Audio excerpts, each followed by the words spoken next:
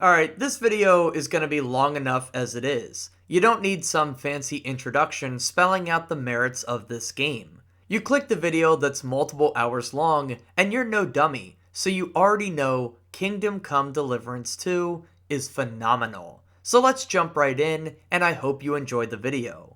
If you do, leave a like or a comment and consider subscribing. Alright, with that, let's head back to Bohemia. Despite how great this game is, the opening tutorial is a little rough on multiple fronts. It doesn't do a great job of recapping the events of the first game, it's pretty lengthy and takes a while to get into the open world, and despite introducing a lot of systems, there's still a ton more that it doesn't go over with the player. However, by the time it's over, it puts you in the perfect position for any starting point of an RPG. Rock bottom. And I do mean true rock bottom. Before any of that though, it opens up with a battle sequence that sees you playing as someone other than Henry, Godwin, returning from the first game. You don't really get a good idea of what's going on here other than a castle or a fortress is being seized and it's up to you to help defend against the attack. You're firing crossbows, pushing down ladders, and defending the front gate from an all-out assault. It's hard to get involved in the stakes at this point because of the lacking context. Going with the motions and following orders is all you can do. Eventually, Hans Capon, Henry's lord and travel companion from the first game, is shot with an arrow before a flashback takes place. This informs the player that we will circle back to this moment, but outside of the phrase Audentis Fortuna Juvat, or Fortune favors the brave in Latin, that acts as this game's mantra, it's hard to understand why this scene was included so early. Honestly, I would have forgotten it even existed had I not been rewatching footage while writing this. It adds a little more bloat to what will already be an overly stuffed prologue. From there, we move backwards in time to when Henry, Capon, and our entourage arrive in the Trotsky region, sent on an important mission to deliver a message to Lord von Berghoff. It's a test to see where his loyalties lie, either to King Wenceslas or his usurper brother, Sigismund. The two returning legends share banter, with Capon excited for new adventures in this faraway land, while Henry remarks that it's probably going to be a bit boring, owed to it being a simple countryside. Oh Henry, you have no idea what you're in for. As you ride on horseback, new systems are introduced in quick succession, including playstyles, persuasion checks, dialogue options, your relationship with your dog Mutt, eating, outfits, menus, combat, and stealth. It's a lot for the player to absorb at one time, but at the very least, these opening joyous moments contextualize these systems well, synchronizing them with the events that are taking place. For example, you learn about clothes, armor, and combat because Hans wants to have a rematch with you to refresh his fighting skills. And you learn how to sneak when Hans wants to get a discreet look at a few of the local women.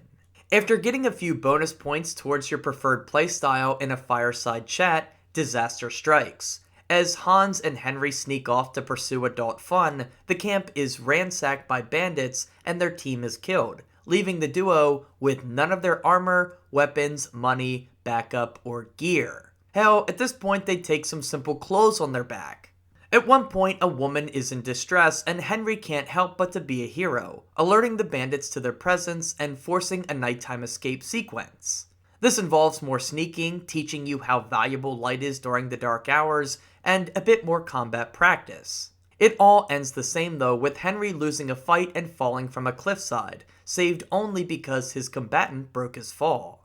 This, along with the arrow to the back, essentially wipes out Henry's combat prowess, charisma, abilities, and more, making him once again a blank slate. Although, you don't have to teach him how to read this time.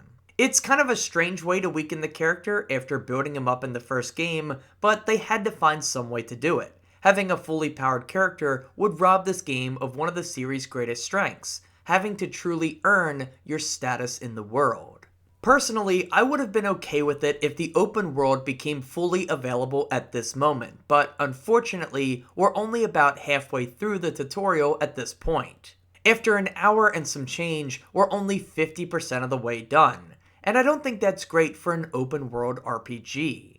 Reeling in agony, Henry and Hans make their way to a nearby hut. Along the way, Henry sees flashbacks which do a mediocre job at recapping the events of his background, showing the attack on Skalitz and the death of his parents, but it shies away from what comes after. You know, the rest of the first game.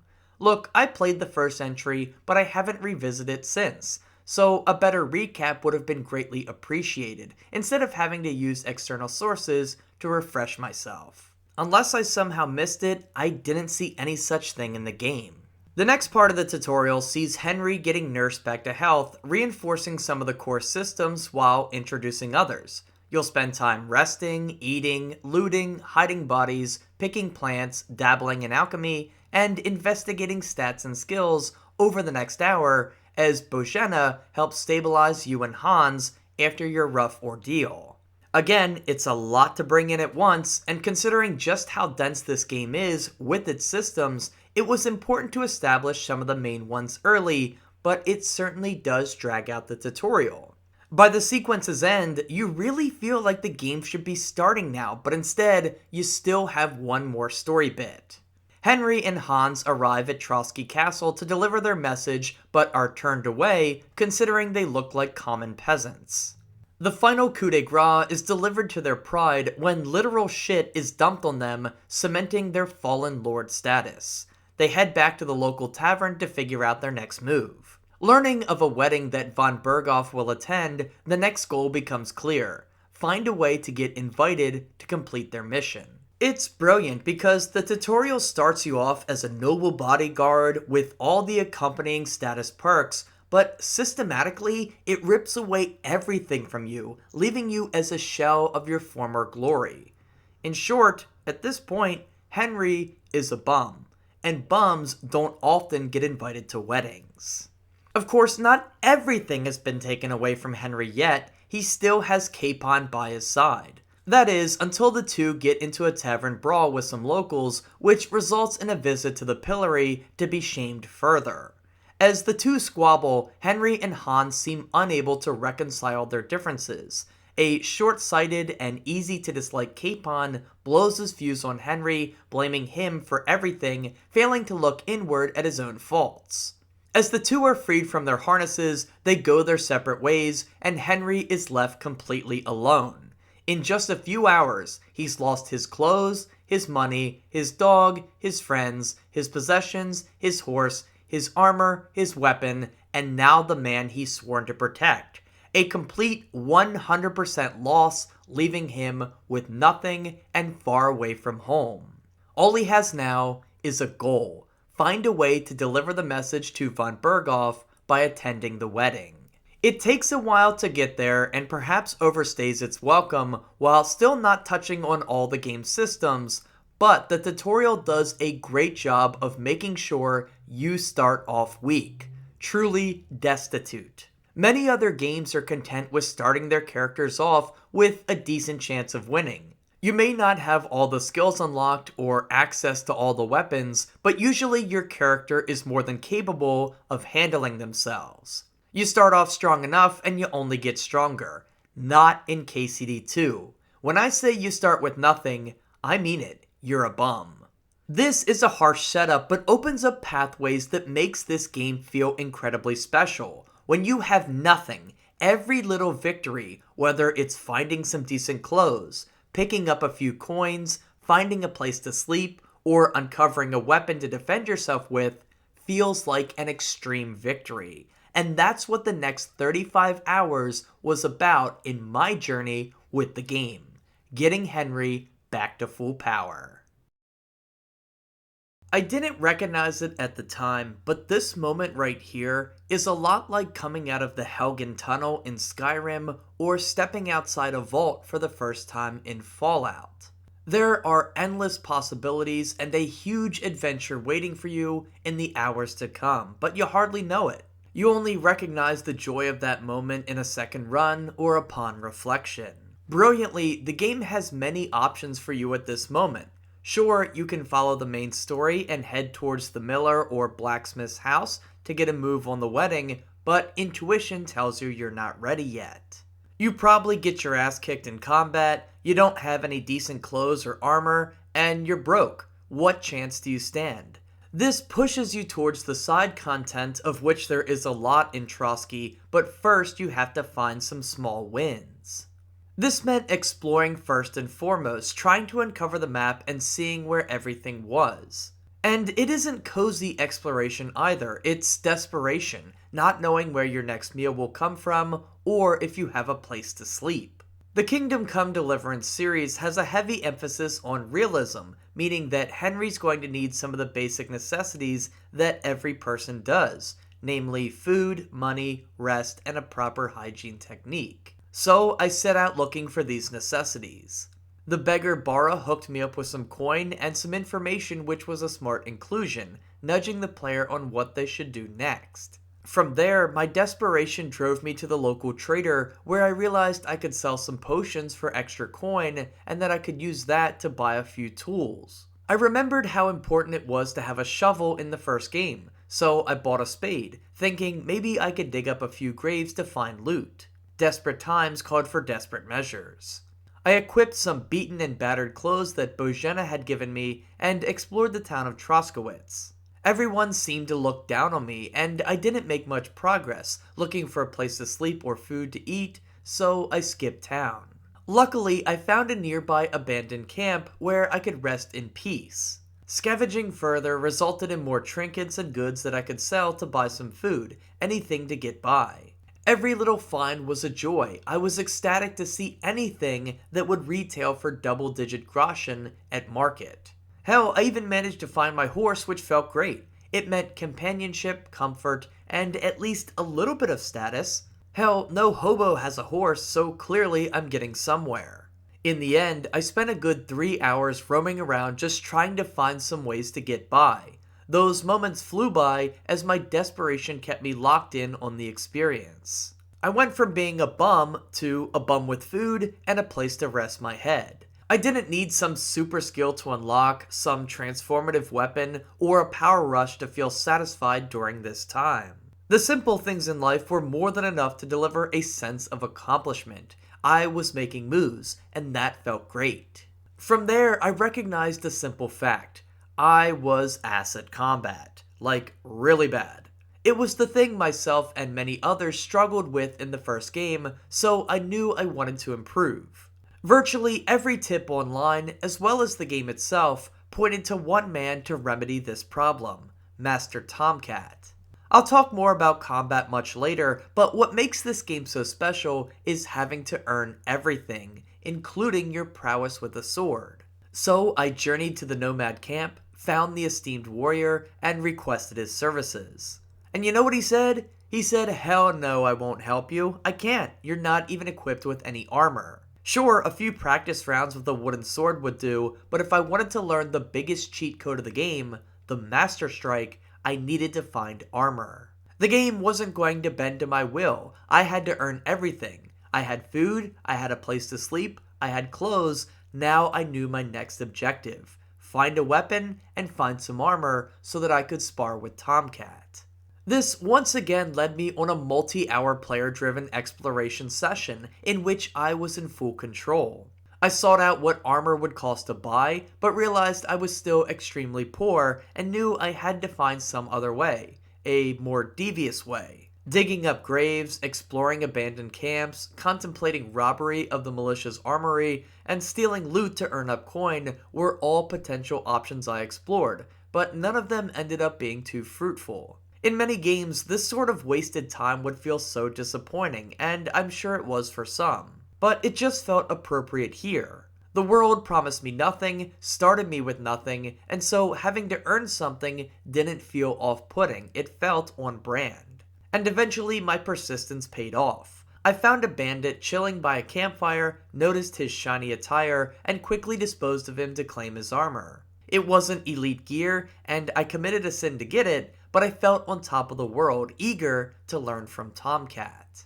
Despite my gear being nearly broken, I fought the Master, cheesing him a little bit using poison to earn the Master Strike. I felt a little guilty cheesing him, but I didn't want combat to partially ruin the experience for me in the same way it did for the first game.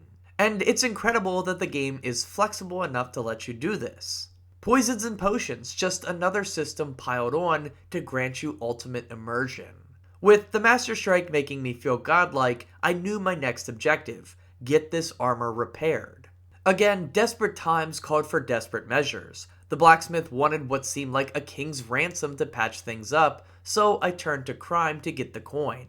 I stole from the local townsfolks and even killed an old drunk man to loot his body and his camp to find groschen. I became a monster, reflecting how desperation often draws out the worst of humanity. But boy did I feel on top of the world when I handed the blacksmith the coin and got my shitty armor back to 100%. I now had a place to sleep, food, some decent armor, and a fighting chance in combat. One objective became clear: find a way to go from bandit to respectable man. It meant restoring my reputation, finding good clothes for the wedding, and earning money by helping out those in need. And so my attention turned to the side quests. When I think about the best side quests in gaming history, a few titles come to mind. The first would be The Witcher 3 Wild Hunt, the gold standard in optional content, at least to me. I loved how rich and fulfilling every part of that game's side content felt, from quests to monster hunts to Gwent. At the heart of all of these is telling stories through characters, helping to invest me into the world and its people, expanding my understanding, and entertaining me at the same time. Kingdom Come Deliverance 2 is one of the new top dogs for me personally. You see, the opening tutorial took me about 3 hours, then I spent 4 or 5 just exploring and getting geared up, and then I spent nearly 25 hours just hooked on completing optional quests. I'll talk more about individual side quests here in a minute, but let me be clear. They succeed not only because of their quality writing, great characters, and role-playing opportunities, but also because they continue to introduce more and more of KCD2's many overlapping systems. More on the systems that drive this game later on, but for now, let's talk about the incredible side quests in Trotsky. Making amends with the innkeeper at Troskowitz seemed appropriate considering Hans and I had started a brawl there. Paying her back meant dealing with a gang of local Cumans. By the way, pursuing this quest drives you into the Nomad camp where more quests await you, as well as Tomcat. It's guiding the player towards the content that will help them most. I love that. Anyway, I partly expected a fight when I showed up, suspecting I'd have to use force to keep the fighters away from the tavern. However, I wasn't keen on that happening since my fighting skills were still unpolished. So I tried talking my way through it, and lo and behold, it leads to another drunken adventure for Henry. Surprisingly, you discover these boys were actually part of the crew that burned Skalitz to the ground and helped to kill Henry's parents, but they were acting under direct orders. You can have Henry react with anger, but I knew I was outnumbered here, so I went with a different approach. Forgive, forget, and get drunk. This led to partying all night, going on a drunken adventure in the woods, talking to dogs, proving my swimming prowess, and getting the Cumans to agree to not messing with the innkeeper anymore, but not before losing my lunch on the leader's shoes. It introduces the drinking system in which Henry can get wasted, at first boosting his stats while he's buzzed, and then lowering them once he's hammered. This early quest helped me shape my version of Henry, at least in part. I didn't want him passing up on a chance to drink. It was a quirk I wanted for my playthrough, at least in these opening hours. Getting drunk is such a rare mechanic in games, I wanted that unique aspect to be part of my playthrough. It led to some interesting moments later where I got into some fights while I was loaded, and having NPCs react to my less than worldly behavior was a cool touch. After paying back Bohemia by solving a murder, I turned my attention to finding Mutt. The dog is a valuable aid in combat, and with that being my weakness, I knew I had to track him down soon. Learning that he might be running with the wolves, I attempted to lure out the pack using a sheep as bait. Mutt was not there, but it didn't stop me from getting pummeled by the beasts, forcing one of the many returns to the blacksmith to get my armor repaired. It's part of the natural flow of the gameplay loop, along with eating and resting. You gotta do your best to keep Henry at his sharpest. Already being about 45 minutes into the quest, I expected to find my dog soon, but lo and behold, KCD2 delivered another full-length quest right in the middle of this one.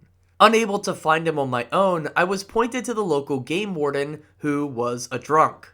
Saving the man from himself, wolves, and some bandits to boot was exhilarating, granting me some new gear in the process. Later, I'd return to this man for a series of bounty-esque missions where I'd hunt down local poachers all across the region. Even though the quest lines had been guiding me to him, it all felt like natural discovery, a sign of true mastery from the development team. Eventually though, I managed to track down Mutt, and he quickly proved himself useful. He's capable of aiding in combat by biting your enemies, but he can also be used to track people, to warn you of upcoming danger, and has his own perk tree so long as you keep him fed and hanging around with you. Making the player aware of his questline, along with the voyage to find Tomcat, as the first two pieces of side content was amazing, as they are invaluable in upping your combat prowess and your skills in fighting. You'll survive a lot longer if you have Mutt and Master Strike. From there, I felt a lot stronger, capable of tackling more side quests, but little did I know, not many of them would force me into life or death combat, at least not here in Trotsky. Instead, my speaking skills and appearance were the focus of the next two quest lines, solving the land dispute between Zhelyov and Takov, as well as helping the local nomad leader to find his lost daughter. The former was the more interesting of the two, allowing you to align yourself with the more redneck people of Zhelyov or the somewhat classier but arrogant people of Takov. These two towns have had a decades-long land dispute, both laying claim to a grazing pasture. You're totally free to help either side, pulling pranks on the town opposite of the one you align with. I helped the Zhelyovites by stealing the maypole from Takov, spooking their herd of sheep, and ultimately claiming that the pasture belonged to them through some cunning deception. On another playthrough though, I could go the opposite way, opening up brand new content for a subsequent run. That's amazing freedom considering this is side content, not part of the main story. We didn't need dragons, wizards, and magic to make this medieval world come to life. No, a good old-fashioned town rivalry was a blast to partake in. Meanwhile, helping the Voivod, the leader of the nomad camp, meant reuniting a broken family and getting to know each of its members as actual people. The father was a prideful man, unable to admit when he was wrong. His daughter Marika had gone missing. In fact, she's run away with her lover, who comes from outside the camp.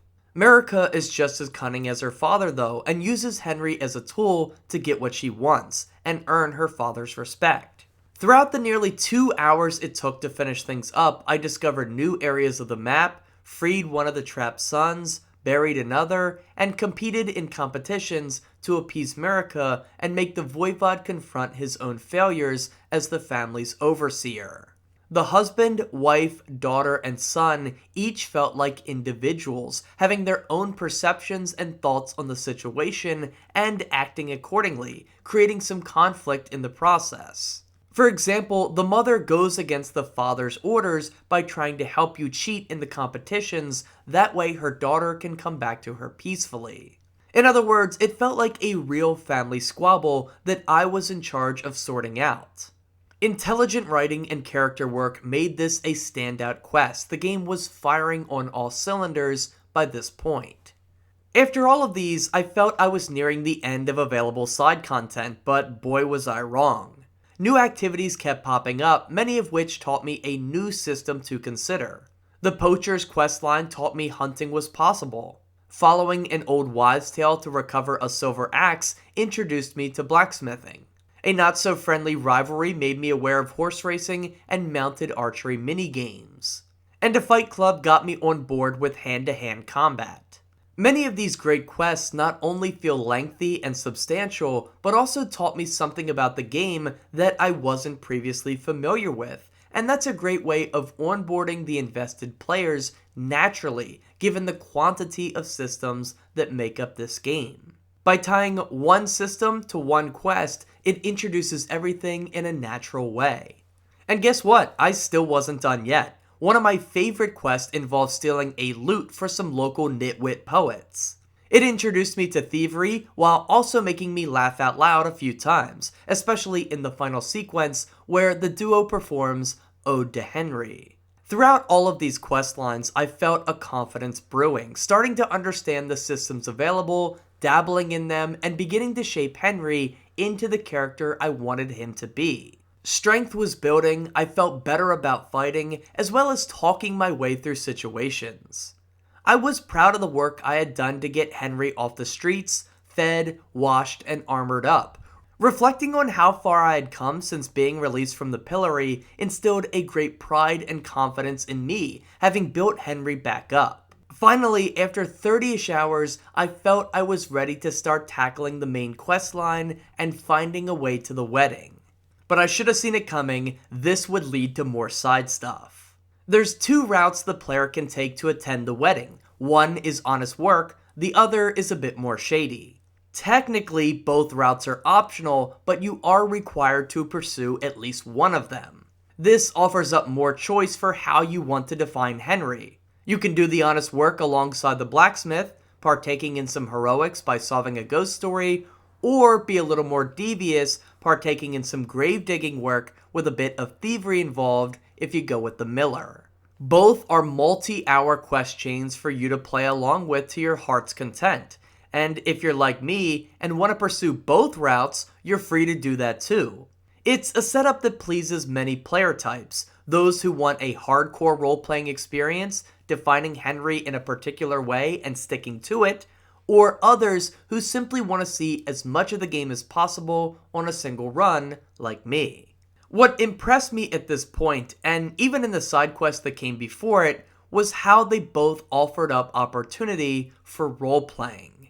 For example, when helping out the miller, you're eventually tasked with dressing up a woman for the wedding, having to find a dress and perfume for her.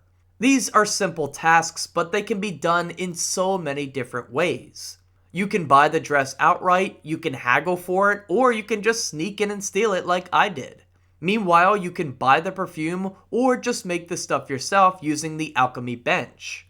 The game is so system dense that opportunities to choose how you want to complete any given objective are plentiful. It rarely feels like you're railroaded down one particular path with no other way to solve things, and I greatly appreciated that about KCD2 during this opening sequence. It was something that I hoped would continue as I finally set off to attend the wedding after 35 hours of play. And what a lovely wedding it is.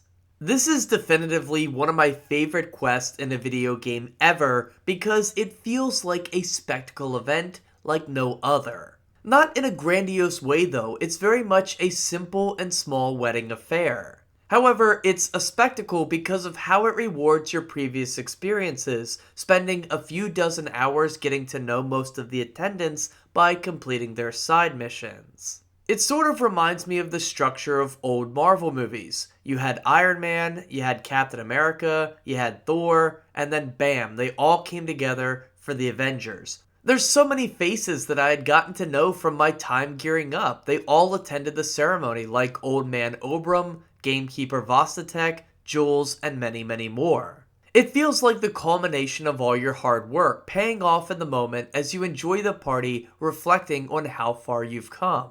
This really helped the world feel more alive, like a living, breathing place, something that KCD2 already excels at. The great clashing of personalities brought a lot of excitement to this wedding. It genuinely feels like there's so much to try to get done in your limited time attending the event. First of all, everyone wants you to drink with them, something my version of Henry had no problem doing. But on top of that, there's tons of mini activities like helping a drunkard avoid the booze, playing dice, helping the guards, or dancing with some pretty girls. Hell, there's even some more promiscuous events you can get into as well. There's a few different activities like this, but you won't manage to do them all before the events progress, meaning a second playthrough may contain new possibilities, especially if you decide to attend with the opposite character, either the miller or the blacksmith. Warhorse managed to jam-pack a lot of content into the ceremony, and it feels like a culmination of all the hard work you put in so far. Seriously, this was one of the most thrilling sequences I've ever played through in a game because of the build up to the moment, the plethora of options, and the sharp and witty writing. Regardless though, it ends with disaster. Alongside of Hans, Henry is thrown into jail after getting involved in a drunken scrap. They also fail to deliver their message since von Berghoff never shows up. Henry is permitted to work off his debt, but Hans is sentenced to death given they found evidence of him being a poacher. And neatly enough, this is a detail you can pick up much earlier by following the poacher's questline to the finale. If you do so, you'll find Hans practicing this forbidden method. But with that, jail awaits us. For Whom the Bell Tolls is another excellent main mission. The wedding is a relaxing culmination of the game's opening act, celebrating all of your accomplishments before finally bringing you back to reality, refocusing the narrative after the player has likely spent dozens of hours away from it. And the pressure mounts in it because if 12 in-game hours go by without you helping Sir Hans, he gets executed, forcing a game over. Breadcrumbs are fed to you throughout the quest objectives, subtly guiding you towards a rendezvous with Thomas, the soldier you met during the prologue. However, the clues only provide an overview. Trotsky Castle is huge, which adds extra pressure considering this is the player's first time in this location. This breeds a slight panic, allowing the stakes of the narrative to be felt in the gameplay navigation. KCD2 is such a brilliant RPG though, that of course there's a few different ways to get to Thomas. You can sneak up to him if you're stealthy, you can get help from Chamberlain Ulrich, or you can recover one of Thomas's lost possessions and be guided up to him to return it. Trotsky Castle isn't meant to be free roam though, especially by an active prisoner. And so the player is encouraged to talk with NPCs to gain further access into its many levels.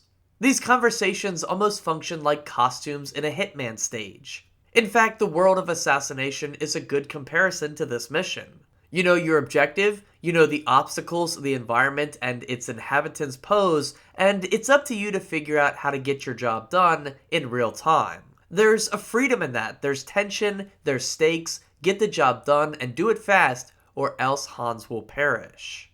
Once you reunite with Thomas though, there's a dramatic cutscene that follows. Hans is just about to be hung before von Berghoff appears for the first time, stopping the execution and listening to our story. We're finally able to deliver our message, hoping that the Lord of Trotsky will shy away from his support of King Sigismund. He's tempted to do so, but he won't commit to any political shifts until the bandits in his region are dealt with. So Hans and Henry agree to help him out as a showing of good faith. Before setting out to do so, some loose ends needed tying up. I found the miller's book and learned that he had discovered the recipe for black gunpowder, allowing the common folk to have access to it instead of just the armies. While it isn't as exciting as the sentient golem he promised while helping him, it does provide more historical grounding to the game. It suggests that Miller Crazel played a large role in empowering the peasants, as their access to gunpowder is what allowed for the revolution in the Hussite Wars. There's a deep history that runs through this game, more than just the setting, as there's a few tales like this, foreshadowing events that played out in our real world at the time. The game's handy codex contains so much more of this rich history for players willing to read through it. It's worth reading through if you want to connect further with this world, or I guess our world in a way. Back to the main story, and with Lord von Berghoff saved, it was time to help him out to hopefully pull him to seeing things our way. This meant traveling to Nabokov and asking its lord to help out in the struggle against the bandits by sending soldiers to aid Trotsky. The fortress impresses immediately, being the only landmark I never found while exploring during the first 30 hours of the game. It's massive and it's positioned strategically to see all incoming attacks.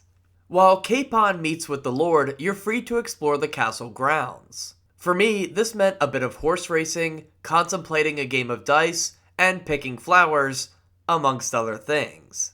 I was in bliss, enjoying a lot of activities, just waiting for Hans to complete his goal. But then things took a crazy twist, one I did not see coming. These little activities were a front to keep me in the dark, which totally worked at first. I wasn't very suspicious of anything until I began chatting with more NPCs. Two things didn't add up. I recognized a person from earlier in the game, but I couldn't quite place him. And then, when I tried to enter the lower parts of the grounds, I was trespassed despite being told I could go anywhere. Something wasn't quite adding up, so I started digging. A guard stood watch over a locked door, but with some persuasion, I got him to leave. Lockpicking the door brought me face to face with prisoners, including the real lord of the fortress, who revealed the supposed common folks of the fortress were nothing more than bandits putting on a front.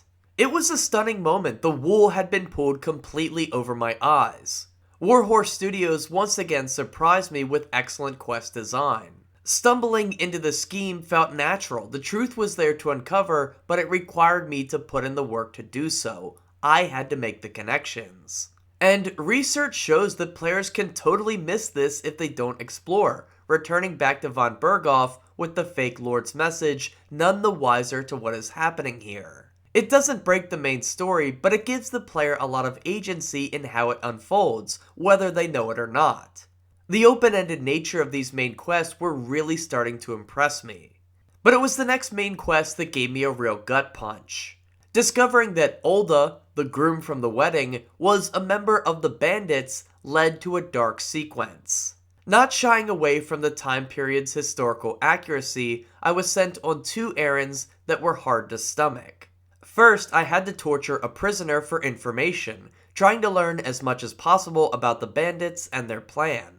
With high enough skill points, the player isn't forced to torture this guy, but without that influence, Henry must either fail von Berghoff by not succumbing to torture, or dig into his darker side, brutalizing the prisoner for any information possible.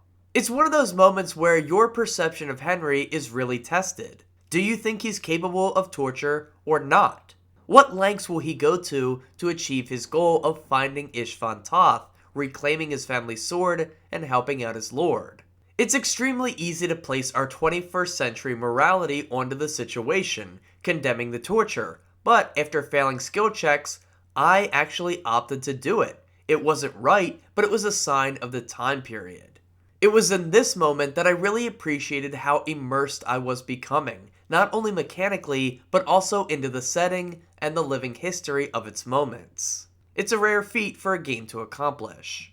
This ruthlessness carried into the next objective. Von Berghoff sends his men to punish Samin, its people, and to capture Olda for treason. A tense standoff ensues. Von Berghoff's captain Hasek turns into a bit of a madman, threatening to burn down the village and kill everyone there if Lord Samin doesn't cooperate.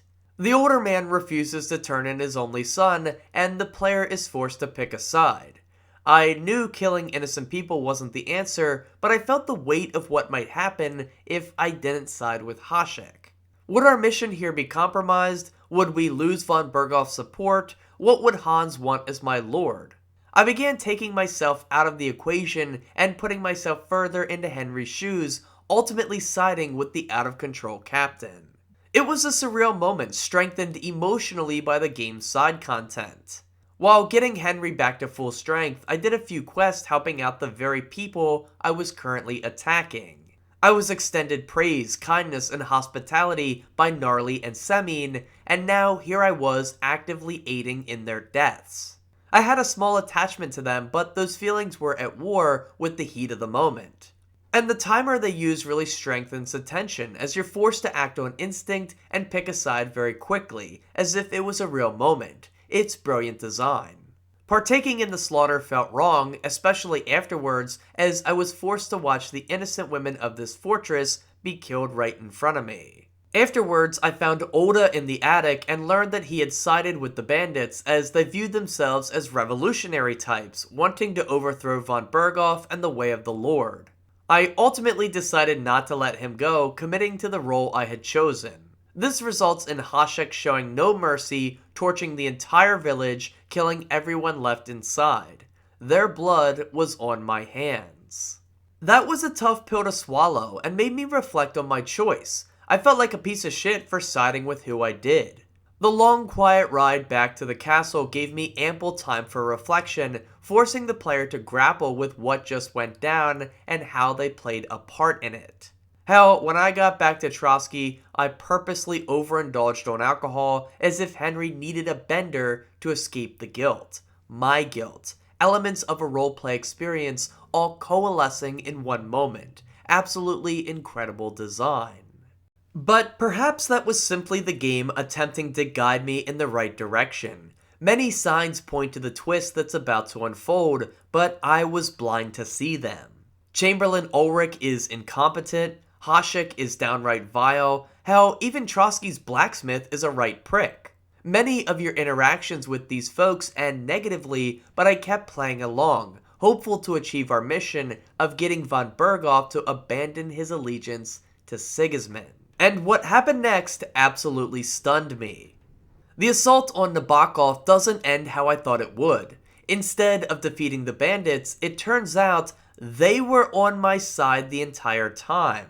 After an ambush, Henry and Hans are captured, only to be later rescued by Priest Godwin from the first game. It's great to see him return after sharing that unforgettable drunken night with him. After all, I had hardly recognized him in the chaos of the prologue. It's revealed that the bandits aren't that at all, but instead supporters of Wenceslas, opposed to von Berghoff and a support of Sigismund. We're then introduced to Jan Žižka, a great character and also another historically accurate one. As Žižka alludes to, war brings out the worst in people and creates a lot of confusion, and it had certainly fooled me. While these two quests certainly surprised me, they do end up being the weakest of the main quest lines so far.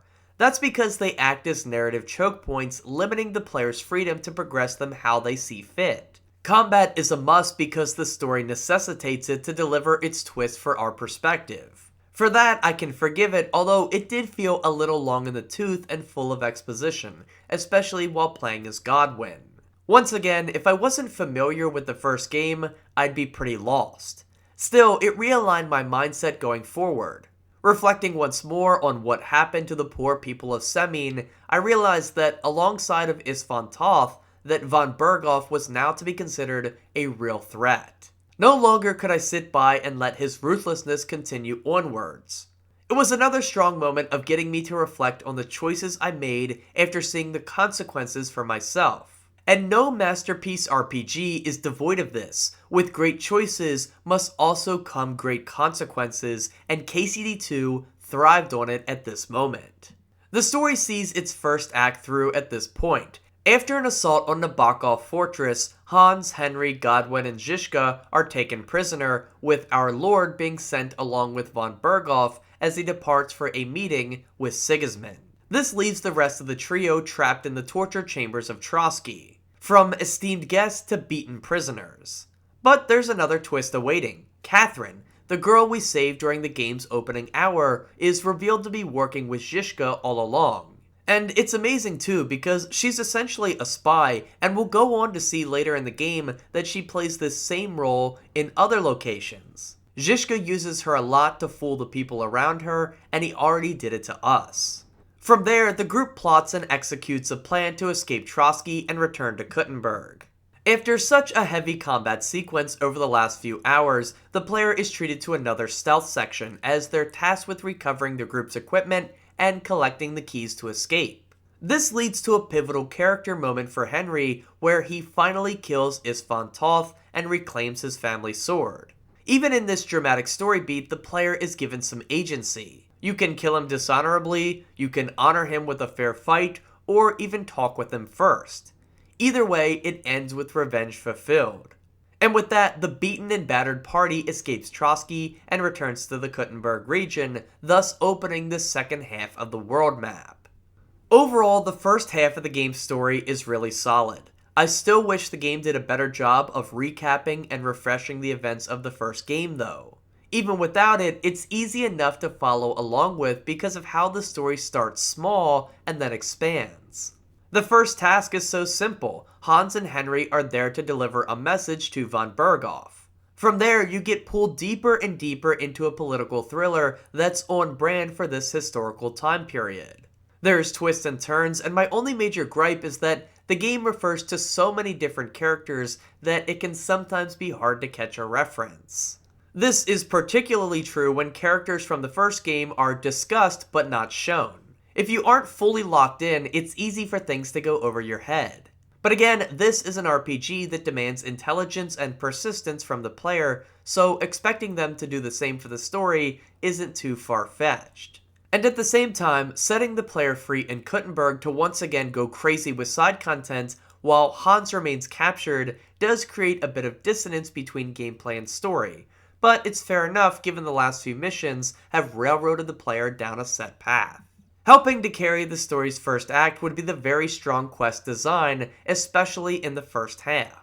How you get to the wedding and the ceremony itself contains a lot of optional routes and objectives. Saving Hans from execution has a Hitman-like feel to it, having to find a way to get further into the castle while working within the limitations of the situation. And having to decipher the true nature of Nabokov on your own, or completely missing it if you aren't diligent, is incredible. After these quests, they do get a little bit more restrictive, but it was necessary to facilitate the narrative, so no major problems there.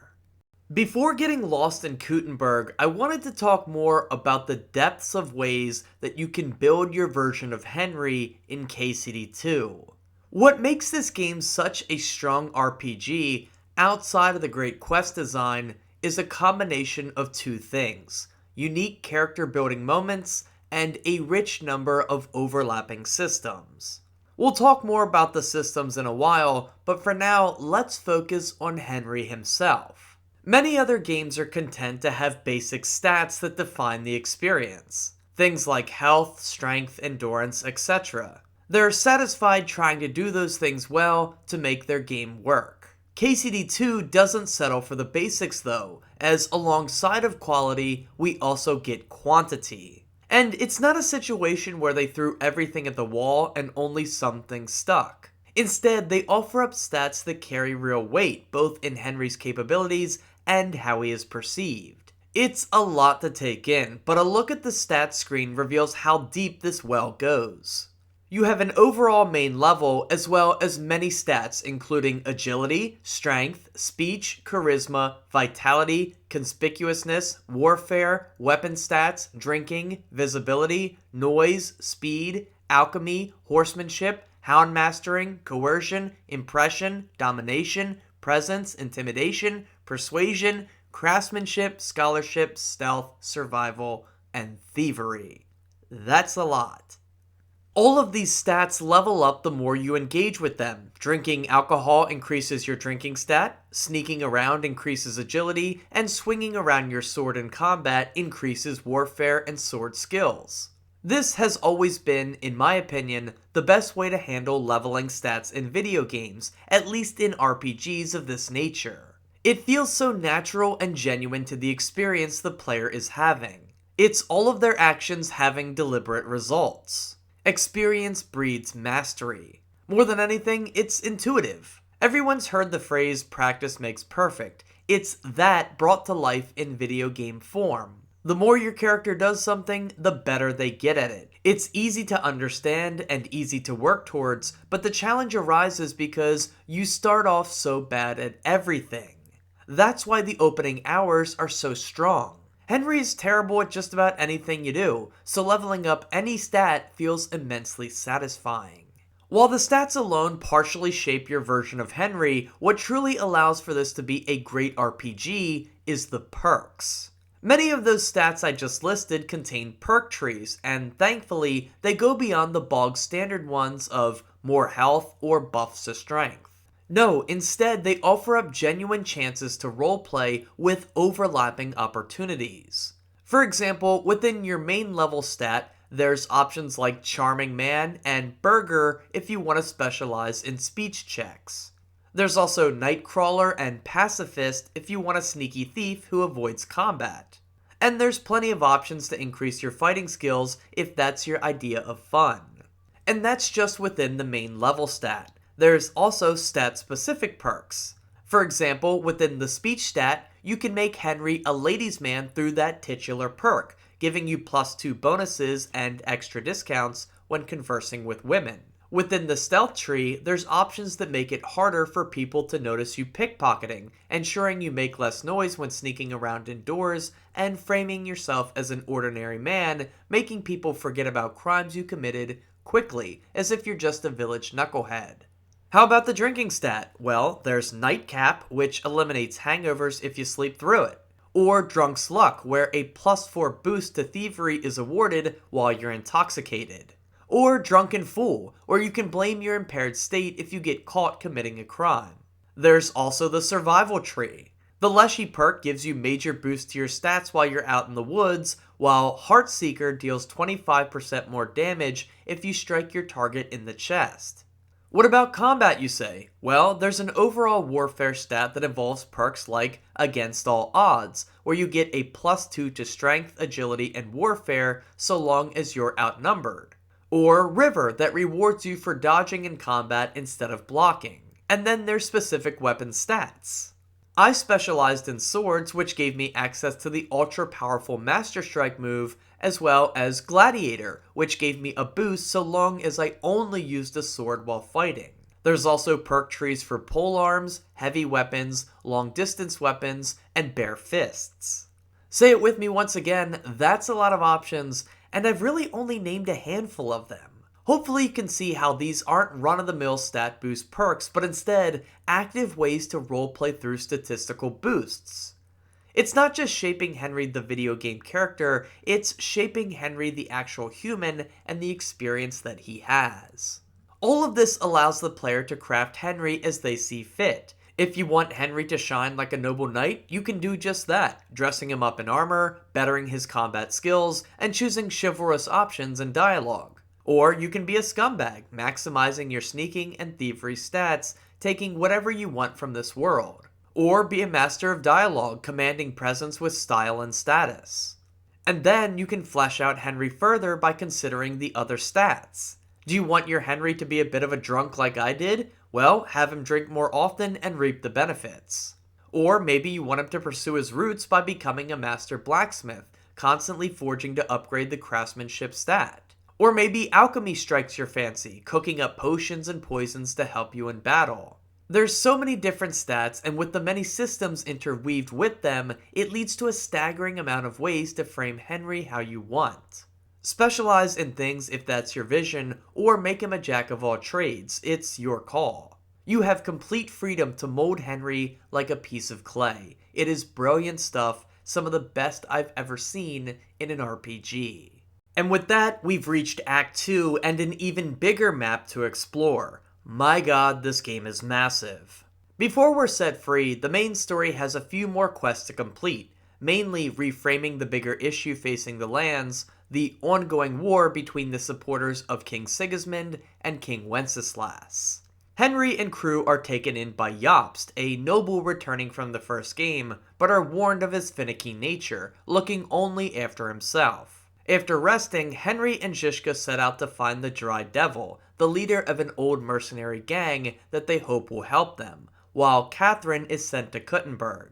Honestly, this portion of the story is once again very heavy on political drama and expositional dialogue, trying to establish the two sides of this war. It's one of the easier things to check out of mentally within this title, lots of names and allegiances being thrown around quickly while restricting the content the player has access to until it's complete.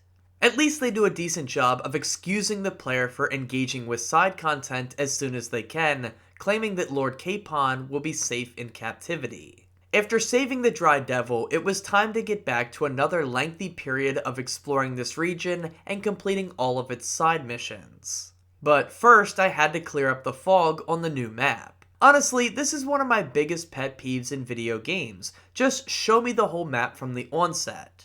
Funny enough, there's actually a perk you can get to automatically uncover the whole map, but it'll take a decent scholarship stat to unlock.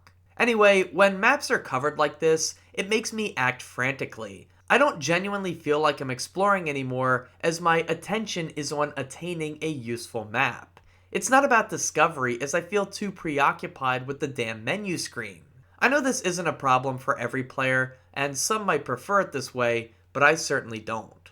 The map aside, it's impossible to not appreciate the world design of both Trotsky and Kuttenberg. The countrysides and villages are incredibly realistic, further signaling Warhorse Studios' commitment to realism. There's an honesty about the landscapes that you don't see in other open world games.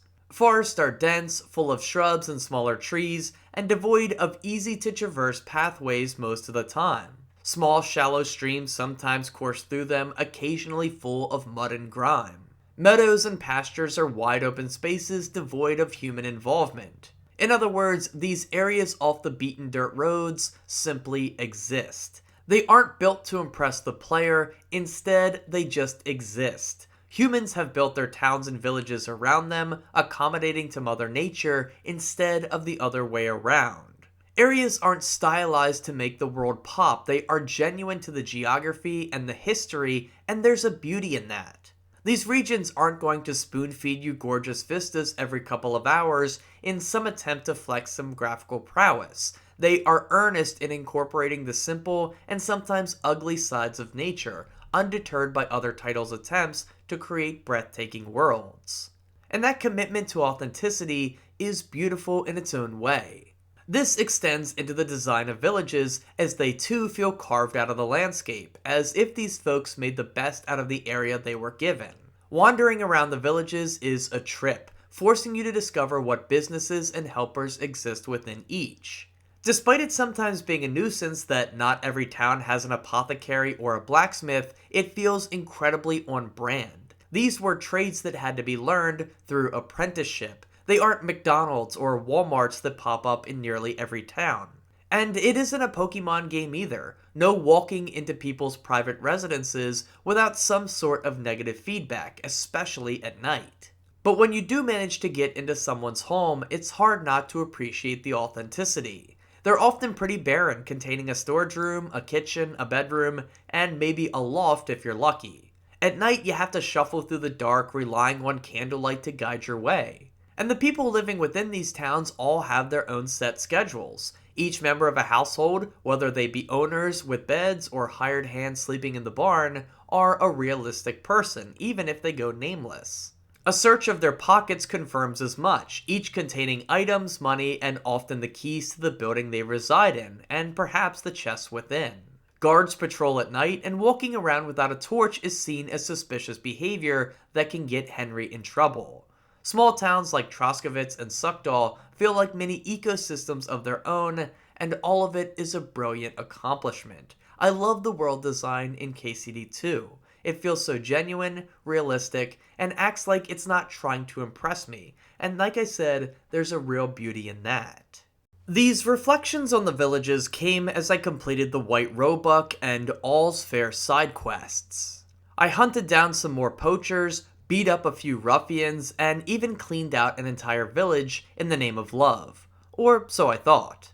Pavel appeared to be a doomed lover boy, but after stealing from the yokels and deducing his true intentions, he admitted that he was using the goods to start a new life in Kuttenberg, not to get his lover's arranged husband arrested. This opened up another quest that took me out of the countryside region and into the city of Kuttenberg itself.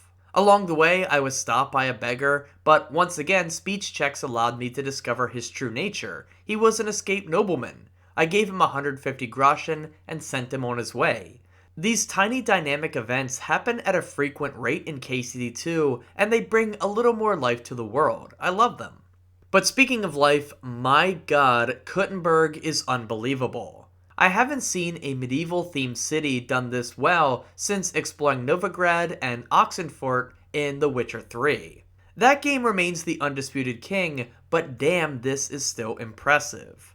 The city is full of towering buildings, a market, tons of taverns and homes, all interconnected through dirt roads and alleyways. It has a bustle to it. You hear gossip, villagers will approach you, there's the sounds of trade like clanking blacksmiths and merchants calling out. It's clearly expanding too. Lots of buildings are under construction and plenty of NPCs need your help. I was amazed taking it all in, heavily impressed by how the villagers moved around the city. Everyone seemed to be doing something, whether it was working a trade, selling goods at market, or just roaming around. The amount of detail is staggering, especially taking time to look at the signs hung on businesses. Each has a distinct look, cluing you in on what goods can be found there. You become so used to open air, villages, and grasslands that entering a sprawling city like this acts as a real shock. And Pavel's associated questline is perfect, as it takes you all over the city, giving you a miniature tour as the walls and buildings tower over you. Unready to tackle the city's main quest, I headed back into the countryside to find more side content. This led to more fights, a failed treasure hunt, and plenty of other meaty quests. The first I completed involved a missing girl named Victoria. Brilliantly, this questline is given authenticity because of how you naturally stumble into her disappearance. At first, you don't know anything other than you're making some horseshoes for this girl. After crafting it, you go to deliver them, only to find a bloodstained room and no Victoria. From there, the quest evolves into a mad search, seeing you interrogate locals, finding her estranged lover, and eventually the girl herself. It turns out she's pregnant, but with the uncertainty of her lover's interest, she tried to abort it but failed. Your efforts as Henry in this quest revolve around trying to get her man, whose name is Black, to step up and be a man himself. And if you're able to convince him, you might get the good ending to the quest, and if not, well, things don't turn out so well. Luckily, my speech and charisma stats had been boosted so high at this point that many dialogue options, like the ones found in this quest, were not even a threat to me. I have seen people lobby this as criticism against the game, that the second half is too easy once you've leveled up Henry enough. I find myself disagreeing. I don't think this is a problem. Sure, it is easier, but it feels like I've earned Henry's status through building him up. I'm now reaping the rewards, as constant as they may be, but it's a result of my hard work. And trust me, the same can't be applied to combat because it gets a lot trickier in Kuttenberg. I almost found that out for myself with the Spoils of War side quest, where Henry is put between a rock and a hard place. He takes on a job to feed Sigismund's army by ransacking a village and collecting their offerings. This is another awesome quest with tons of opportunity for roleplay expression.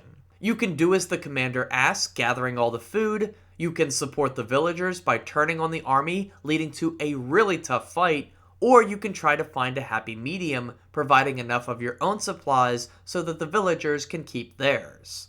There's also a lot of discoveries to be made, like hidden cattle and beer, as well as nursing a member of the village back to health. The town of Bohunowitz becomes a playground of discovery, rewarding those who take the time to explore and ensuring many possible outcomes for how the quest can end. It's all really great stuff. My next two side quests proved to be a lot tougher as it found me engaging heavily in combat.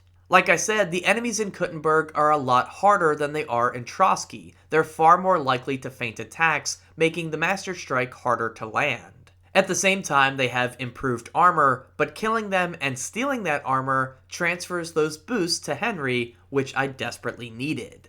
Recovering Dragon Bones was the first of the two missions. Of course, they're not real Dragon Bones, but no one here seems to know that. A local priest wants you to deliver the treasure to him so that they can be destroyed, but you can also parlay the bones with a shady vendor to make extra coin. The catch is that you have to first track down the bones and then defeat a big group of enemies to claim them for yourself. I died a few times during this quest, and it highlighted a complaint that was becoming more frequent during my playthrough. That being the inability to change gear once combat starts. By this point, I had 3 set outfits: my high charisma noble look, my knight's armor, and my down and dirty thief set. Getting caught in combat outside of my armor was a drag, and it gets you killed almost instantly. There's a lot of times where a cutscene plays, and then you come out of it and you're in combat and there's nothing you can do to get in your armor. It's really annoying, and resetting the fight and going through all the dialogue multiple times becomes a chore, especially since I couldn't 100% know when combat would break out. The next quest saw me helping a noble to save his brother and recover a family heirloom. Great combat and tons of good loot to sell off were rewarding, but what I really enjoyed was the story of Tugbone. It literally made me laugh out loud. After that, I stumbled onto an NPC with the worst ambush tactics I'd ever seen. Talking diplomatically revealed he was a former knight who had his gear taken after losing a fight. I agreed to help get it back and stumbled into Sigismund's camp. There, I came face to face with a brutish knight whose appearance alone was very intimidating. He said I could win the gear back by defeating him in 2 out of 3 competitions using different weapons. My sword stat was decent and I figured I could beat him in a fight with that, but I was a novice at all other weapon types. Figuring I'd get walloped, I instead elected to steal all the gear back at night. And it was in this moment where my eyes truly opened and I realized just how good being a thief and stealing is as an option in this game. You can avoid so many objectives that seem out of your league or downright cumbersome just by donning some dark clothes, picking some locks, entering places you aren't meant to be at night, and looting everything that isn't nailed down. And the game doesn't break in response to this, it's just another way to complete the objective. The systems allow for this style of play, and it's fantastic. It was a lesson I took into my next quest to steal a mysterious Thunderstone so that I could evolve Pikachu. Help this woman out. This was another quest that led me all over the region, attempting to track down the damn good luck charm. Using my new affinity for thievery expedited the process, as I pretty much played this whole mission like a rogue. I stole the Thunderstone twice, once a fake version and later the real thing. Eliminating a group of bandits in the dead of night to find a lead wasn't off the table either. But after how heavy the combat had been in the previous few quests, I knew I needed a break, and so I opted for thievery, and it proved to be much easier and more efficient. And then when I finally tracked down the stone, I stole it. The owner wanted me to help her sick husband in exchange for it, and I did kinda help him, but I wasn't taking a risk, so I pickpocketed her as well. And hilariously enough, once I returned it to the original owner, I got rewarded with Groschen, and then I stole it back as it gives combat buffs that I didn't want to miss out on. It was a proper steal fest, and it felt incredible to play through. This is one of my best memories of KCD2.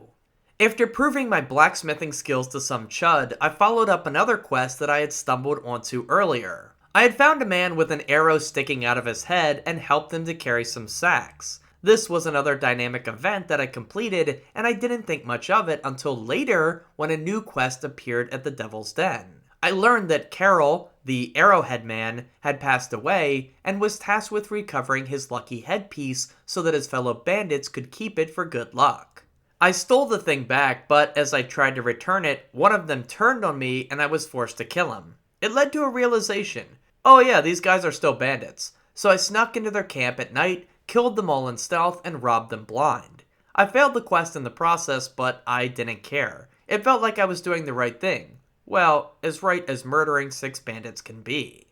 From there, I found a quest that sadly underwhelmed me despite being awesome conceptually. Some townsfolk believed a devil had killed all their livestock. Tracing the ruckus back to an old mine shaft revealed the truth. A deranged man was living within it. But not just some crazy old bat, no, this was a former knight. It leads to an interesting sequence where he captures you, takes all of your gear, and you're forced to navigate his tunnels in stealth to find your stuff and get the hell out of there. I later learned you can talk the knight down, but I didn't end up discovering that path on my own. In the end, the village people and I ended up killing him, and that was it. It felt like a unique idea for a quest, but it was over so fast that it left me disappointed. Luckily though, I'd keep up with my recent bad deeds by doing a bit of grave robbing next. The Reliquary was an awesome questline. I stumbled into a knight who desperately wanted to see the sword of a deceased hero he deeply admired. I made it down to the church where he was buried, met a crazy old monk who talked in rhymes and may or may not have been a ghost. After cleaning up all the bones in the chapel, I made my way into the crypt. I found Sir Valentine, but not his sword. But Henry is still a blacksmith, so forging my own would have to do. On my way out, I realized I wasn't going to be rewarded properly for spiffing up the joint, so I took matters into my own hands to ensure a payday of some sort. After venturing around to get supplies, I crafted the sword. It had better stats than my current gear, so I intended to keep it. Returning to the knight, my only option was to hand it over. I played along to finish the quest, planning to steal it back afterwards. However, I was stunned to see this humble knight was actually a thief selling off priceless goods to make a living.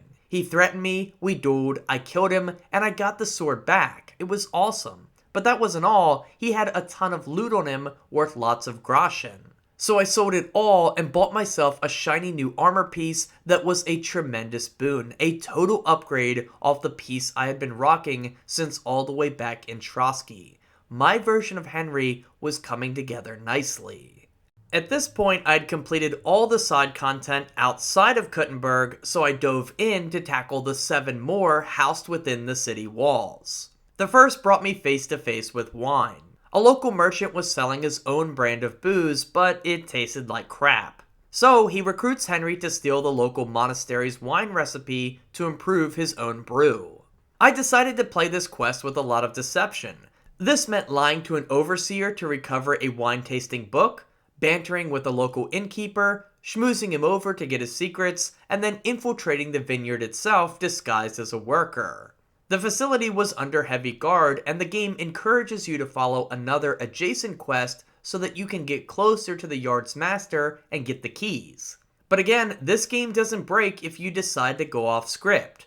I didn't want to put that work in, so I instead snuck into the facility, crept up on the overseer, knocked him out, alleviated him of his keys, and used them to find the secret ingredient. I was in and out of the vineyard in just a few moments, avoiding detection and starting to fall in love with thievery and sneaking more and more. This pattern continued in my next activity, which saw me stealing a bunch of random objects from local burgers and taverns so that I could forge an axe from them. The quest giver insisted that this axe would be magically enhanced due to the unique properties blended into it. Once again, I enjoyed stealing the items, talking my way out of wrongdoing, and collecting a few extra groschen along the way.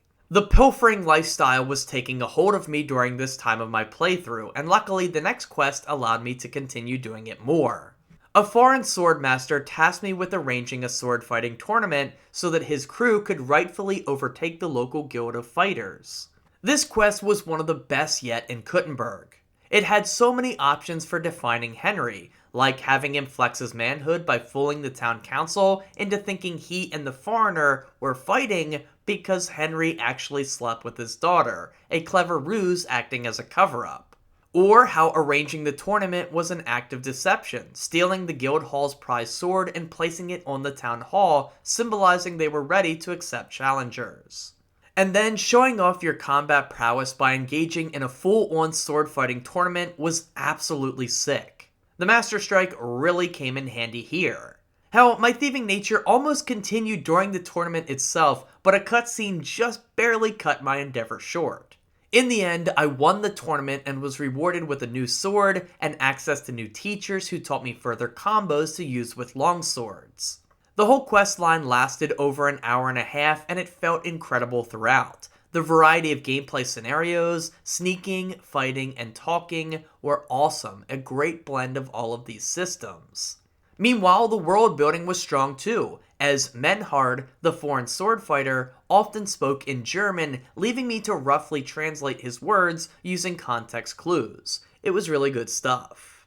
After getting revenge on Emaram for being a twat during the tournament, I found a new questline helping out some miners. Piecing together their ridiculous jargon was a hoot, and once again, the series of quests had a lot of variety, shooting crossbows, fist fighting, sneaking, and more. What surprised me was how the game managed to continue onward after I did something I was sure would break it. You see, there's an NPC named Foreman Preng who you have to recover an item from. It turns out he doesn't have it, but for 200 groschen, he will tell you where it is. Reluctantly, I handed over the money, and he kindly told me to piss off. Yeah, I wasn't having that, so I lured him away from his group into a nearby mineshaft and just outright killed him to get my coin back. At the time, I didn't know this was the first quest in a chain of 3.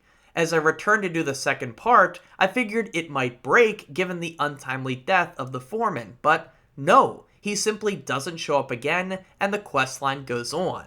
Now, I would have been really impressed if they acknowledged his disappearance or his murder, but I didn't get lucky with that. Regardless though, I was just impressed the game held up. The game world endured, making it feel like a living, breathing place. My actions didn't break it, as heinous as they were.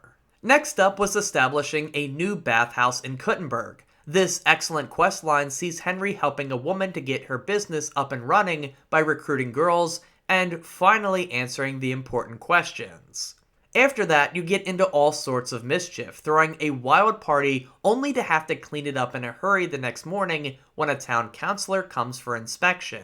Then you help Betty make her bathhouse the best in town by tanking the reputation of her rival and helping her earn the full support of the town council. This whole questline is just so much fun. It's evidence of how KCD2 doesn't need magical fantasy elements to make this setting work, as it instead relies on funny human stories, the kind you'd share over a campfire with your buddies. They're tales that stick out in your memory because of the chaos you got into and the fun you had digging yourself out of it. This questline encapsulated that perfectly.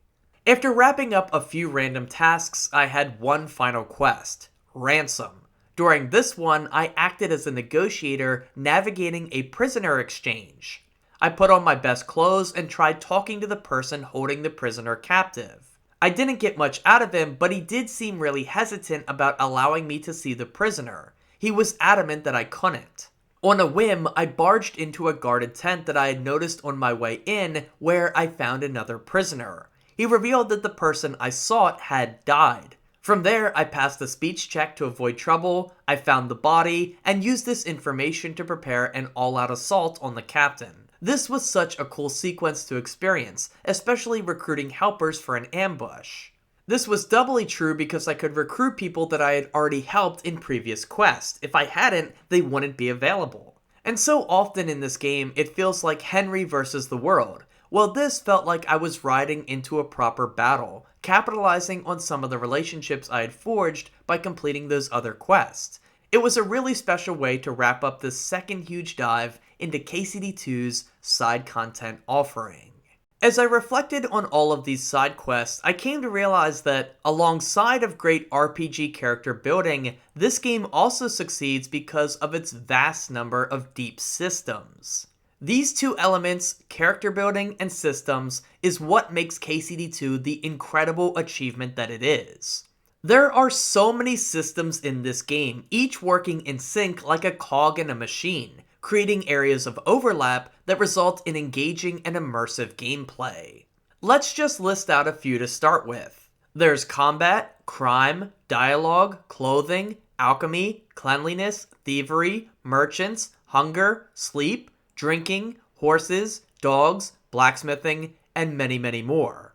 Then, within each of those categories, there exist a lot of sub-layers. For example, combat has weapon types, combos, blocking, parrying, skill teachers, and armor. Dialogue has multiple skill checks in persuasion, charisma, scholarship, coercion, intimidation, survival, and others. Alchemy has recipes, ingredients, and the brewing process itself. Thievery encompasses sneaking, lockpicking, pickpocketing, and outright stealing. And perhaps the best example is one that I talked about earlier, one of KCD2's new inclusions, Mutt. You have a kind master, eh, Mutt? Turns out the dog ain't so bad himself. He can aid you in combat, he can track down bad guys, he can hunt, and he can alert you of nearby points of interest or threats. He even needs to be fed like a normal dog. Refuse to take care of him, and he will abandon you for quite a bit. There's a whole set of subsystems that just work, making your dog truly man's best friend. So as you can see, every single system has smaller systems that add up into something special. That something special is a true ability to roleplay. These systems create tense situations like the do-or-die nature of combat, the penalties for failing dialogue checks, having to lock in on a recipe while crafting a potion, or risk messing it up, or being discovered while committing a crime. The tension these moments create result in higher engagement because your actions as a player have direct and tangible consequences. In other words, the systems seem to always utilize a risk versus reward mentality. Sure, sometimes they are small risks and small rewards, but even those keep you immersed because the systems aren't mindless button clicks. Now, to be fair, as I mentioned earlier, things do get a little broken as you level Henry up, finding better clothes and improving his combat prowess. It does become incredibly easy to get out of tough situations, but again, I feel like I earned that status by taking the time to rebuild Henry at the game's outset instead of jumping right into the main story. Anyway, all of those systems are incorporated into open-ended quest objectives to generate varied gameplay experiences. Reflecting just on the side quests of Kuttenberg alone shows many examples of this. A handful of them incorporated work as a blacksmith, like making the executioner's sword. Others put you in varied combat scenarios, a group battle against the knight in the tunnel, a mini battle of warriors in the ransom quest, or a proper sword fighting tournament in these quests. But I think dialogue is the ultimate example of this, as many quest lines include shortcuts or alternative routes if you're able to pass speech checks. Sometimes intimidation is enough, other times logic and persuasion carry the day, or perhaps having the know-how to heal someone or dressing the part to impress the person you're talking with will be enough to get by. And it applies to every system, like look when you're asked to steal things. It often carries other consequences if you get caught while completing your objective. The amount of systems and how they balance choice versus consequence is staggering, and many quest lines mix and match these systems to avoid a stagnant gameplay loop.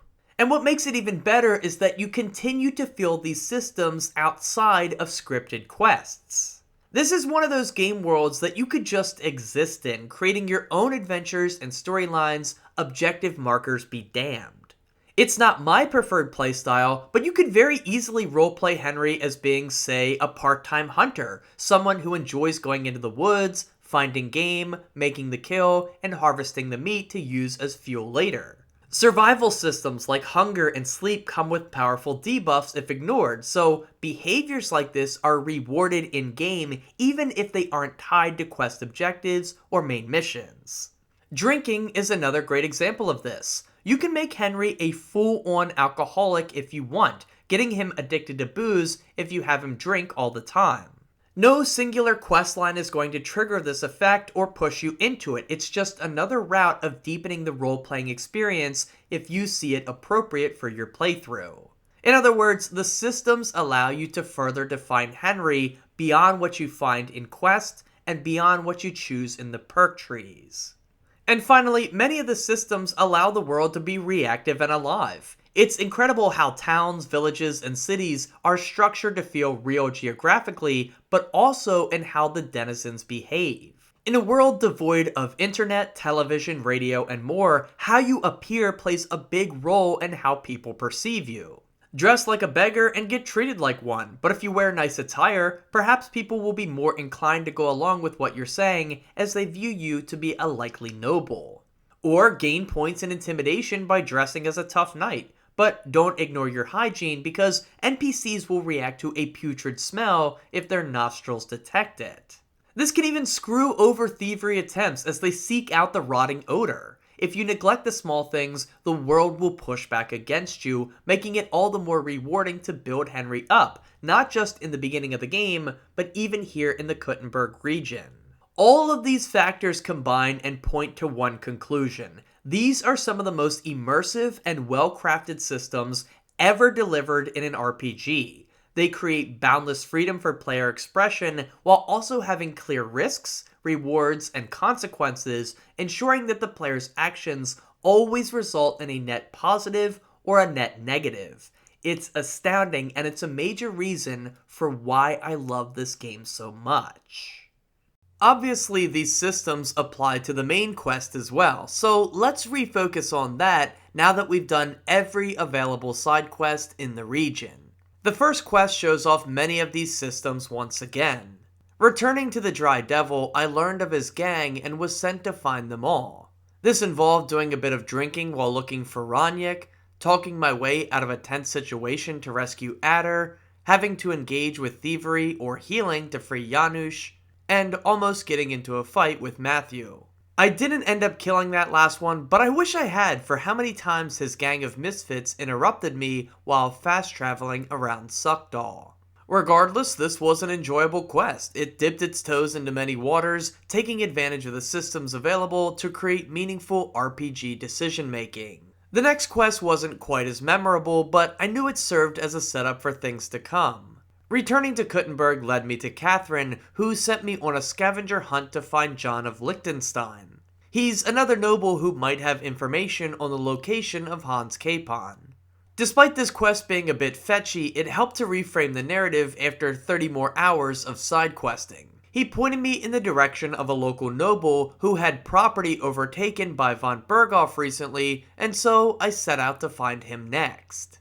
Or so I thought. Turns out a few side quests unlock as you complete more main story missions in Kuttenberg, so let's tackle those now so we don't ruin the story continuity later. I took a pit stop to complete another side quest that was offered to me by a revolutionary at the Hole in the Wall Tavern. This Robin Hood-esque mission tasked me with stealing food from Sigismund's supplies and distributing them to beggars so that they can feast like a king. Interestingly enough, through another NPC, Henry can somewhat avoid the Robin Hood stereotype. He still gives back to the poor, but it also acknowledges individual selfishness if you take that route. For example, I could either keep the fancy wine for myself or sell it to another NPC to make a little extra coin that was just for me. I opted to do this since the leader wasn't paying me for my work. The crazy part is, I didn't know this one quest would lead me spiraling into a series of activities and tasks that felt damn near close to a Thieves Guild questline from an Elder Scrolls game. And this being the great role-playing experience that it is, I could have easily turned in the whole gang of misfits to the bailiff if I wanted to. After this, I stumbled into an excellent quest that didn't quite stick the landing. I learned of a string of murders that had taken place in Kuttenberg from Catherine. 5 girls were believed to have been killed, all sharing similar demises, signaling a potential serial killer. After getting the skinny from the bailiff scribe Lumiere, I set out investigating, and let me tell you, this was one of the most immersive quests in a game full of them. As I interrogated people, I was taking notes, I was cross-referencing stories, and really trying to create a mental image of the suspect. Dialogue checks proved very useful, and after gathering all the information, I reconvened with the others to share my findings. Throughout the stories, a common name kept coming up, although it remained in the background, not much attention was drawn to it: the von Groll family. However, it saddened me to reach the end of the investigation and only be presented with 3 options: William, Pastor Prokop, and the von Grolls. There weren't enough red herrings, which made it feel like solving the murder was as simple as following up on leads. It was clear Prokop was too old to carry out the crimes, and William just seemed like a horny but harmless moron. It made Lumiere look like an idiot for not figuring this out sooner, cheapening the quest. A few more potential suspects would have helped dramatically, but at least it ends with a life or death choice. Because of the late folly, it narrowly missed out on being one of my favorite side missions in the game. Finally, the last side quest saw Henry writing a letter, quickly being sucked into a criminal plan. It wasn't the most interesting quest, but what I appreciated was how it, like many others, remained completely open-ended. There were 3 different sides I could take: the miners, the rich noble, or turning them all into the bailiff. In the end, a confrontation was forced and I opted to kill them all, then lifted the keys off the rich noble and ransacked his house for goods to sell. What can I say? By this point, I had a huge knack for stealing.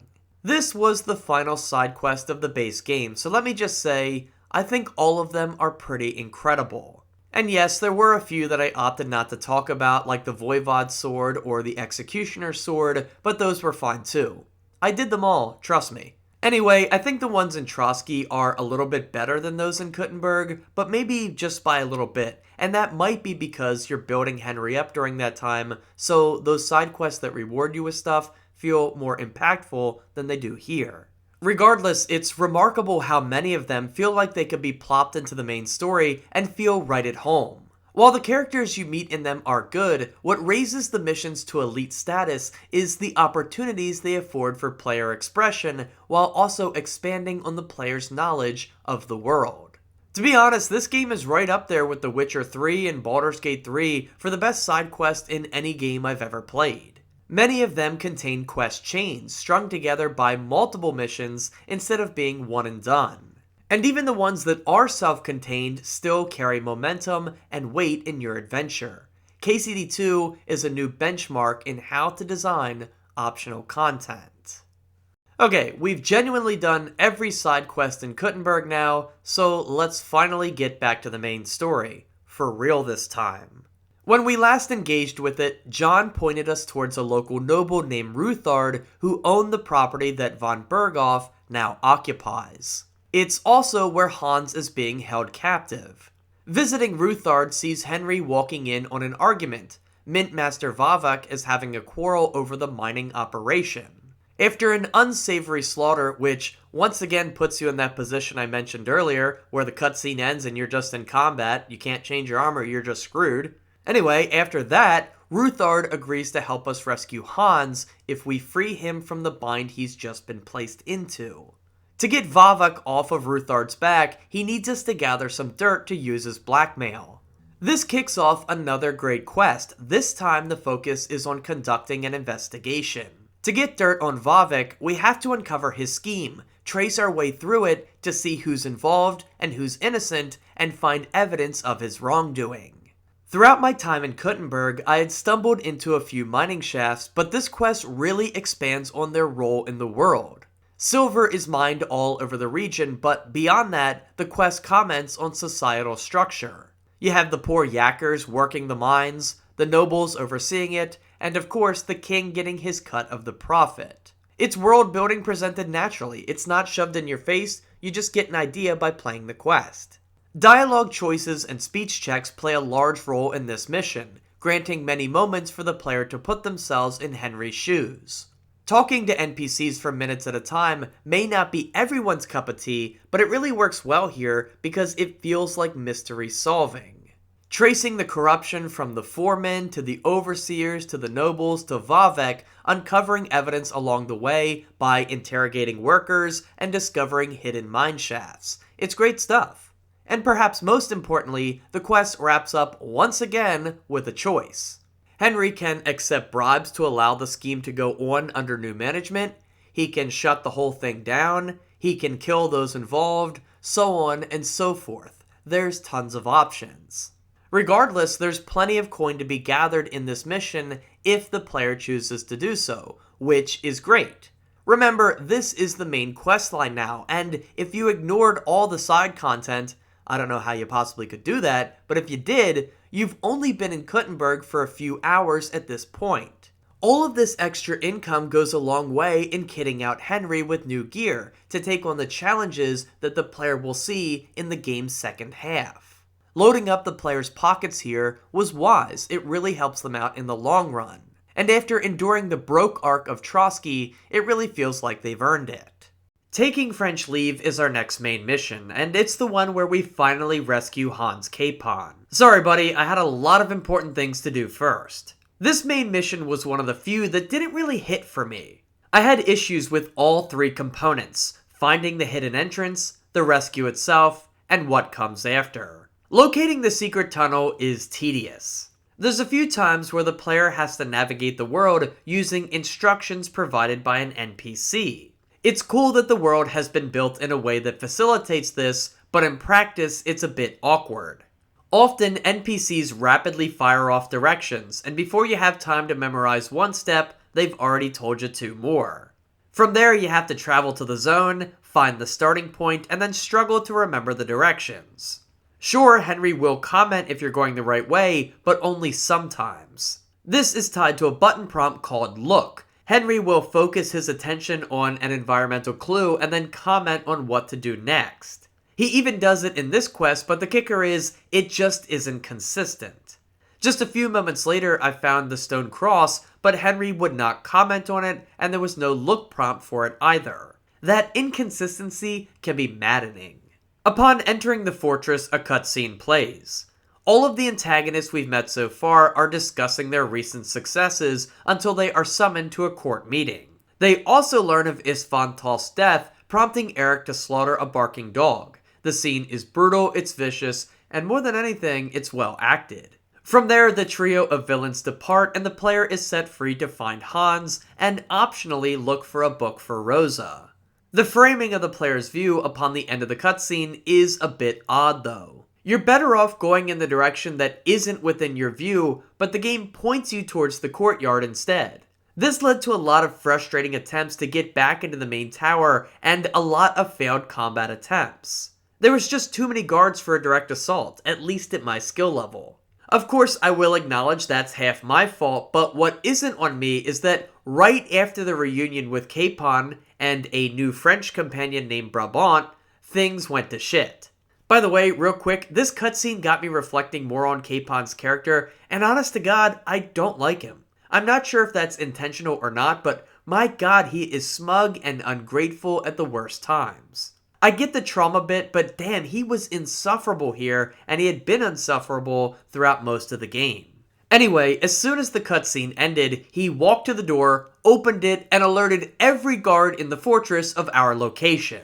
This was after I said I'll find an alternate route on my own. This led to an extremely awkward combat encounter with tons of enemies in a small hallway, but with the help of the others, I barely survived. It felt so off-brand to be standing in this tiny-ass room full of dead bodies, by the way. This ought to be the scene of a battlefield, not a cozy stairway. But it got me thinking more about combat in this game, which unfortunately still remains the weakest component of the series. It is the thing that is most likely to turn away new players. It's strange because the system isn't broken once you know what you're doing, but it's pretty much on the player to figure out the important elements. The combat tutorial praises blocking, riposte, and parrying as the main way to win. But the problem is that this is a stamina-based combat system. Run out of it and you're cooked, so if you spam those moves, you're gonna lose fights quickly. Often, enemies have more stamina than you, so exchanging blows like this just leads to your demise. You're much better off dodging and positioning yourself behind foes and getting in sneaky hits. Feinting attacks are also pretty useful, but again, are not promoted heavily in the combat tutorial. The tutorial promotes methods that aren't all that practical once the stakes are real. You're kinda on your own to get good, and the combat model has a lot of overlapping elements for you to learn on the fly. Feints, clinches, weapon types, armor, combos, blocks, parries, and other techniques. You get a small taste at the beginning, and then you're just set free to figure it out on your own. The best word I can use to describe it is overwhelming. It's not intuitive, so it's easy to get frustrated. Like I said, enemies have more stamina than you, they might have better armor, they might have numbers on their side, and it just leads you to being overwhelmed. There is a snowball effect to mistakes in combat as well. One error gets mega punished very quickly. Miss a few blocking windows in a row or get struck in the head, and bam, 50 to 75% of your total health is gone, and now you have a bleed effect to boot. And in encounters with multiple foes, these problems stack fast. The HUD element also feels like it's glued to enemies, making it hard to create room to give yourself a breather. There were often times when I wanted to turn around and run, but Henry felt so unwilling to turn his back on the fight. In these panicked moments, I often toggled on the lock-on button, which obviously made the problem worse. At the same time, battling someone on uneven terrain is a nightmare. The game appears quite janky in these moments, especially if you're getting pulled into a clinch. At its worst, Henry gets pulled into environmental objects, and then you really can't tell what the hell's going on. And in these moments, it's very easy for opponents to strike you during that confusion, and it feels unfair. Now, combat is more manageable here than in the first game, but that's because of a band-aid fix, not a major overhaul of the system. And that band-aid's name is Master Strike. There's a reason damn near every video outlining beginner tips for this game points you towards Master Tomcat, recommending you cheese his fight with poison and learning this all-powerful move. With this maneuver, Henry counters enemy attacks simply by aligning his sword in the opposite direction of his opponent and hitting the parry button at the right time. This does really high damage and often staggers opponents. It is a get-out-of-jail-free card that makes combat a lot easier, especially while in Trotsky. And this is the only reason why I can describe this game's combat as being better than the last game. It is a quick fix that sidesteps the frustration. I'm grateful for it, but I prefer a different approach to combat altogether if I'm being honest. Because the Master Strike is so overpowered, it often pushes players into using a sword as their primary weapon. This, along with the skill tree that levels you up through experience, makes it difficult to try out other weapons as your playthrough continues. If I had abandoned my sword to instead try polearms during this quest, I would be losing all the perks I put into the swords, as well as 13 levels, putting me at a severe disadvantage now that combat encounters are tougher in this second region. Yes, there are skill teachers who can level you up quickly, which is nice, but it does cost quite a bit of groschen to do so, and I'd also have to find a decent weapon of that archetype to use. So while the game excels at giving players freedom in so many of its systems, it sort of stumbles in this regard. Those are my overall thoughts on combat. It's clunky, but more manageable than the first game. However, I did want to throw out a few other things that I do view as issues.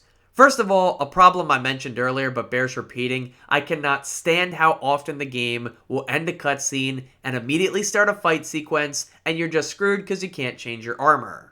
Also, using ranged weapons still feels like a drag. It's probably because I didn't put much effort into trying them out, but the game hardly incentivizes me to do so. There isn't even like a good archery tutorial to get you started. It harkens back to my point at the video's outset, that while the many systems are great, there's so many that the already bloated tutorial can't really afford to show you them all. So, in this case, I missed out.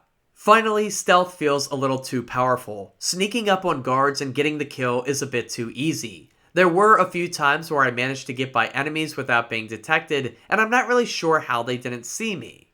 It wasn't a deal breaker though, because stealth is a really enjoyable playstyle. It just feels like things are stretched a little too far in the player's favor when that same luxury is not afforded in straight combat duels.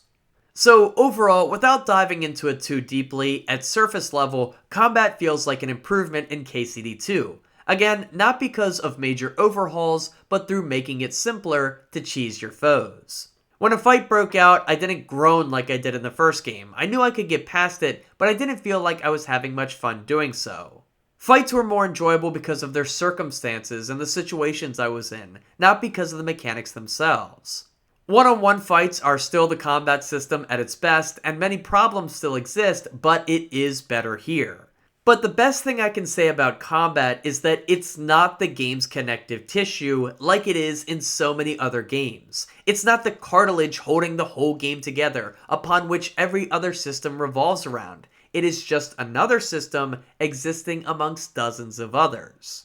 It seems like Warhorse Studios recognized that combat wasn't clicking with everyone in the first game and designed the sequel to ensure it wasn't the main focus, it's just another piece of the puzzle. With that, Capon is saved, and then of course, moments later, we conveniently run into Hanush and Radzig who have made their way to Kuttenberg.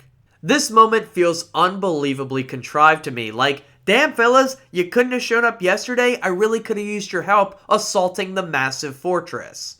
On top of the convenience, it's odd that Henry and Hans aren't a little more celebratory to see them, considering everything they've just been through.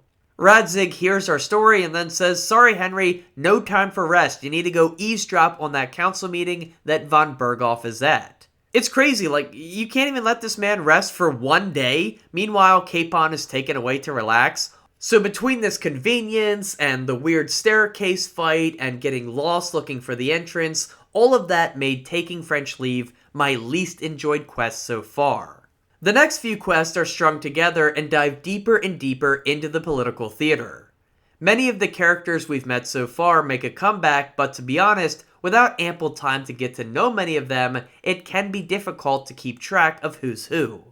The further the tale progresses, the farther it dives into politics, war, and drama, far removing us from our time in Trotsky when our biggest worry was attending a wedding or finding our next meal.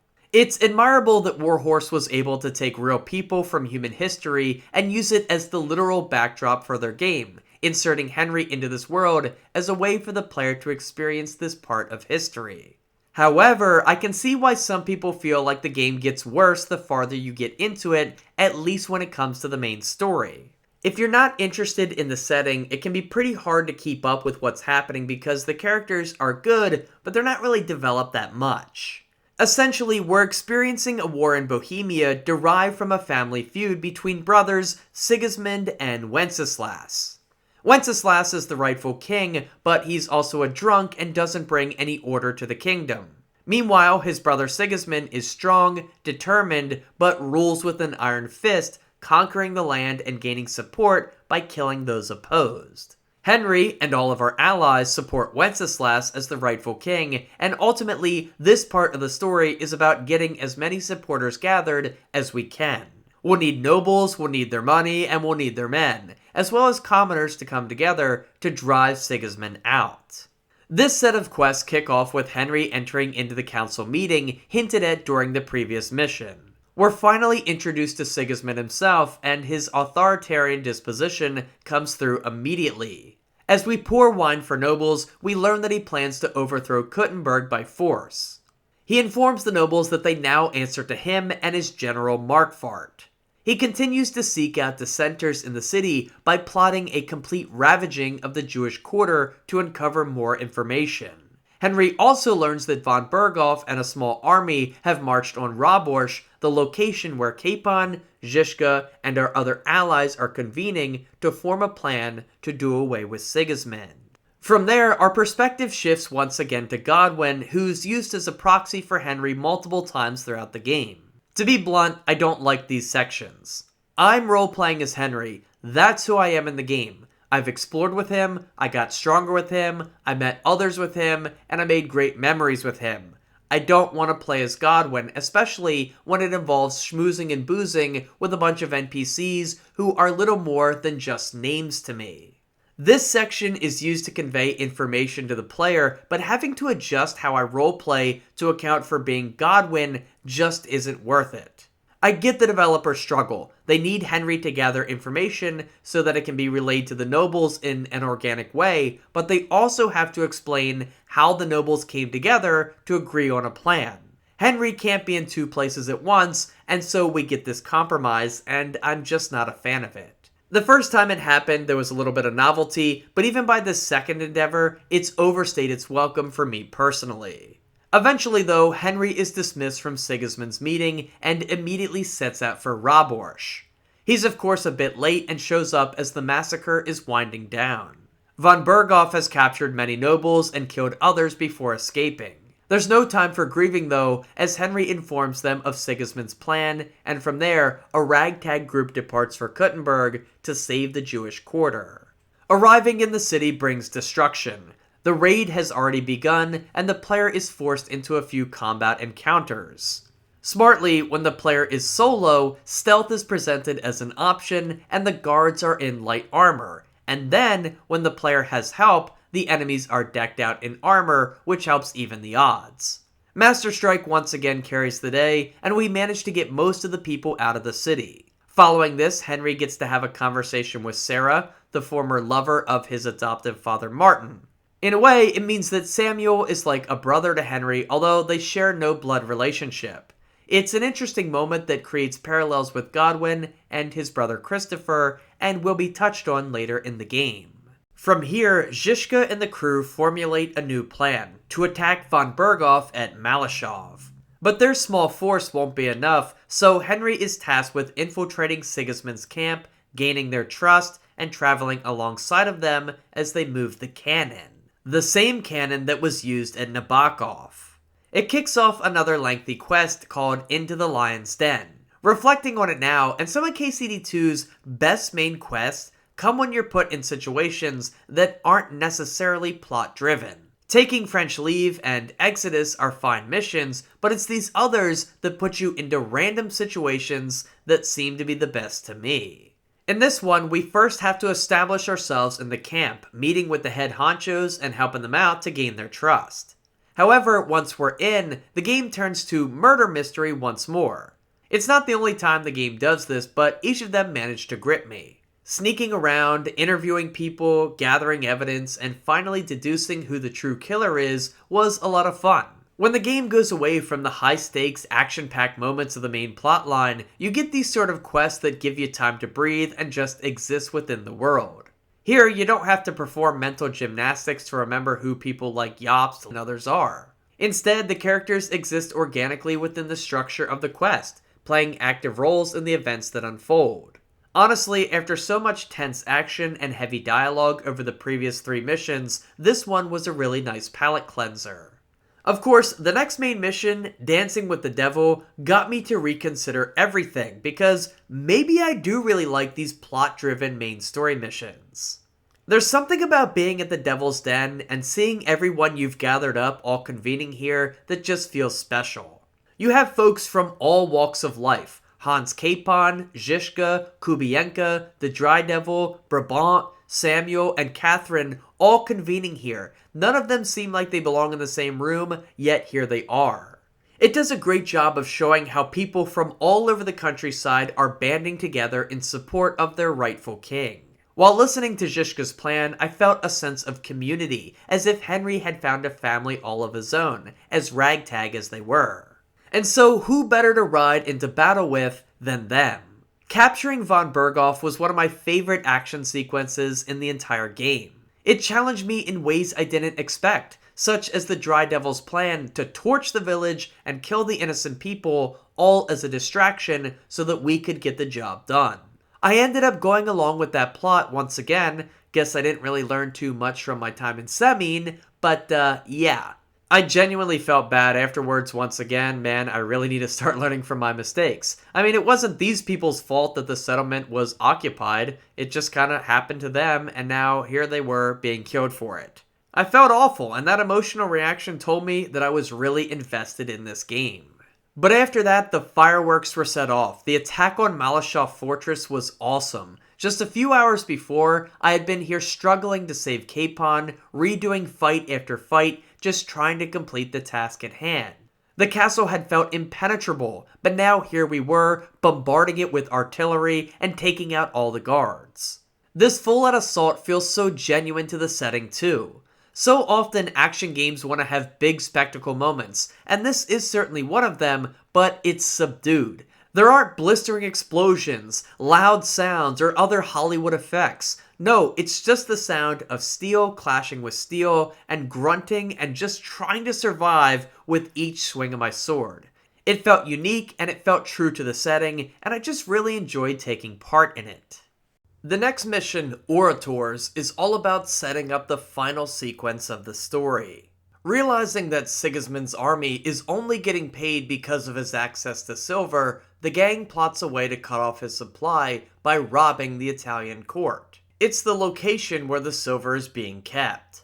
After cementing the crazy idea, there's a lot of legwork that needs to be done. This involves taking back Ruthard Palace with Rosa, and if you're like me, failing to romance her despite trying to. From there, you recruit the help of Christian of Pisek, your earlier choice reflecting how he treats you now, while also clearing out the tunnels that will be used to haul away the silver. The plan revolves around coercing an Italian legate to help you, but ultimately he ends up getting killed, a complete disaster class by our eclectic group. So instead, hilariously, Godwin will have to fill in his shoes. The plan is going to shit, but we carry on anyway.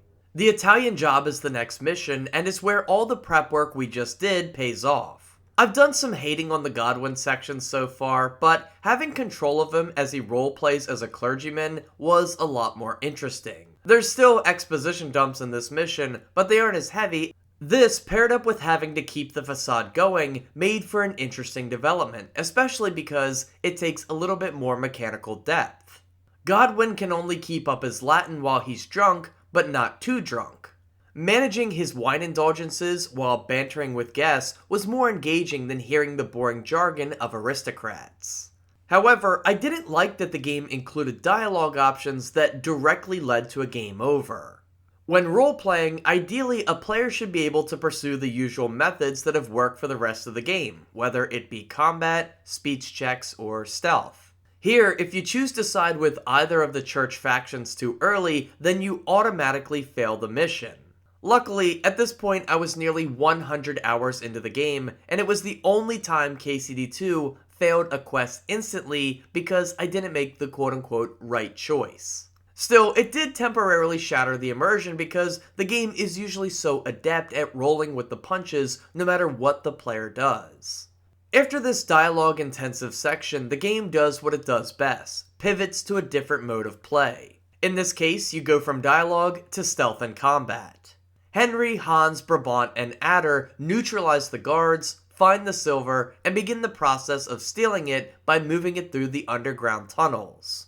It's in this mission, as well as the previous, where each of our group members start to feel a little bit more fleshed out.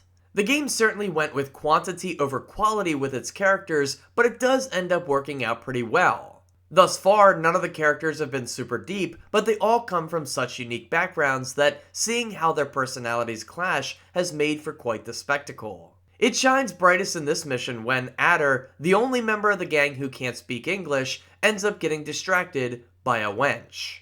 Well, a little bit more than distracted, but I can't be showing all that on YouTube. And then later, after letting Zizka onto the grounds, I love Godwin's reaction when he realizes he no longer has to keep up the facade. It made me bust up laughing, and I realized the game was starting to endear me more and more to these characters. Eventually, all the silver is secured, the other nobles are rescued, and the gang prepares to leave. That is, until Eric and a group of Sigismund's soldiers show up. Eric is still hellbent on revenge after we killed Isfan Toth. But honestly, his rage is hard to buy at face value, not for lack of trying, but simply because it feels like we killed Toth ages ago. I guess that's on me for doing so much side content first, but still. Ultimately, we don't get to fight Eric in this sequence as the group manages to escape back to Ruthard Palace, blocking their path of retreat in the process. Unfortunately, we're not out of harm's way yet, as a plot twist is set in motion. Brabant reveals himself to be a traitor to our cause, using the men he hired to steal the silver and to kill Adder.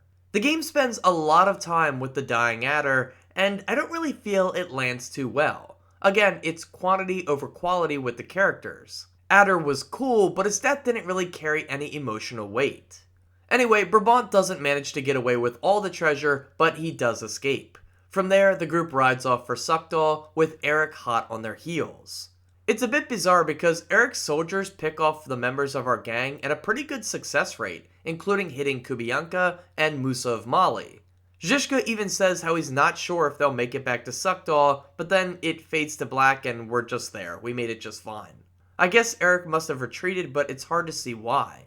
The next morning, the gang expects a big fight upon the arrival of Sigismund's army. Surely Eric will lead them into battle after discovering where they're holed up at. But no, Zizka awakes Henry in celebration, claiming that Sigismund's army has retreated back to Hungary because he has no way to pay them now.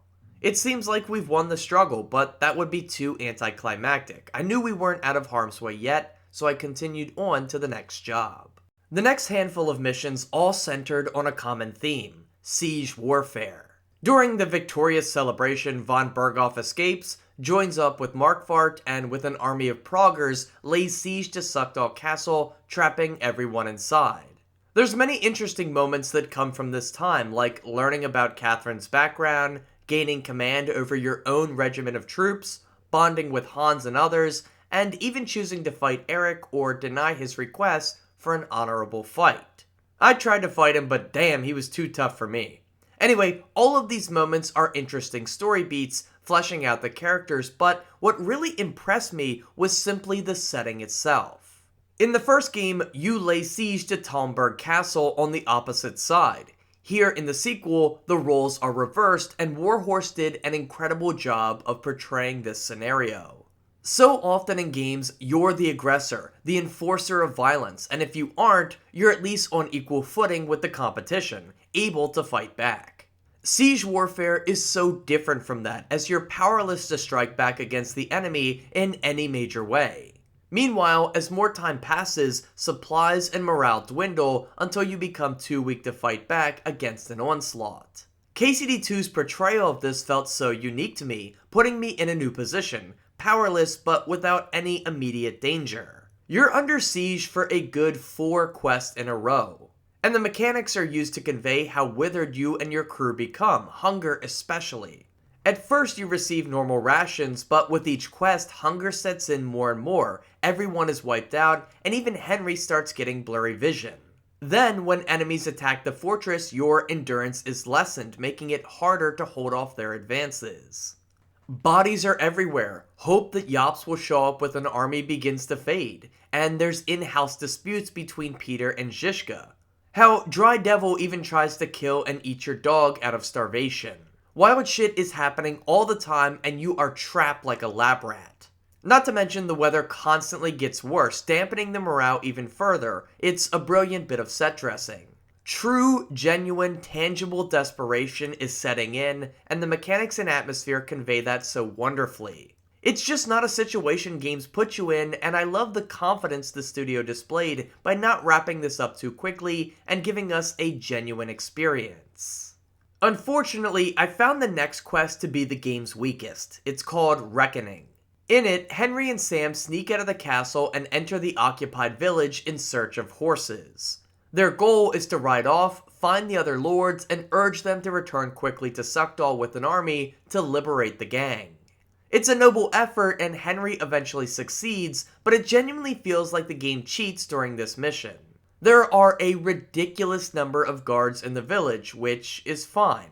Pathways exist to avoid them, but even just one single error forces a restart, as unless you're extremely good with the Master Strike and combat in general, you will die. Combat just isn't designed for you to have a real chance when you're taking on a dozen or more enemies at a time. I tried a few strategies like cheesing them on a ladder and running away, but they didn't work out very well. And uncovering the paths you sneak through isn't easy either, as there's so many blockades that just feel like they're limiting how you can move. I failed a lot, and while I didn't expect a game like KCD2 to go easy on me, I must admit it's a quick way to pull the player out of the experience. This isn't Dark Souls. Repeated failure doesn't make you feel good here. This is doubly true when, after killing an injured Markfart, the player is asked to carry Sam to the horses without getting detected. This task was damn near impossible without a specific strategy. I don't see how you're supposed to get him out of here with so many damn guards patrolling. It also feels like guards in this camp spot you a lot easier versus normal enemies found throughout the rest of the game. To be fair, that might be on me because I was using Save Your Snops often, which increases your conspicuousness from being drunk, and it makes it easier to be detected as a result.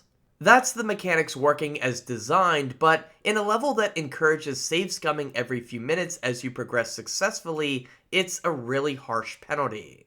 Now, smartly, and apparently, there are ways to avoid confrontation if you're wearing Prager colors. I didn't try it for myself, but it does seem that's an option. In my experience though, after 2 hours of trying to complete this mission, I said to hell with Sam and I left him behind to die.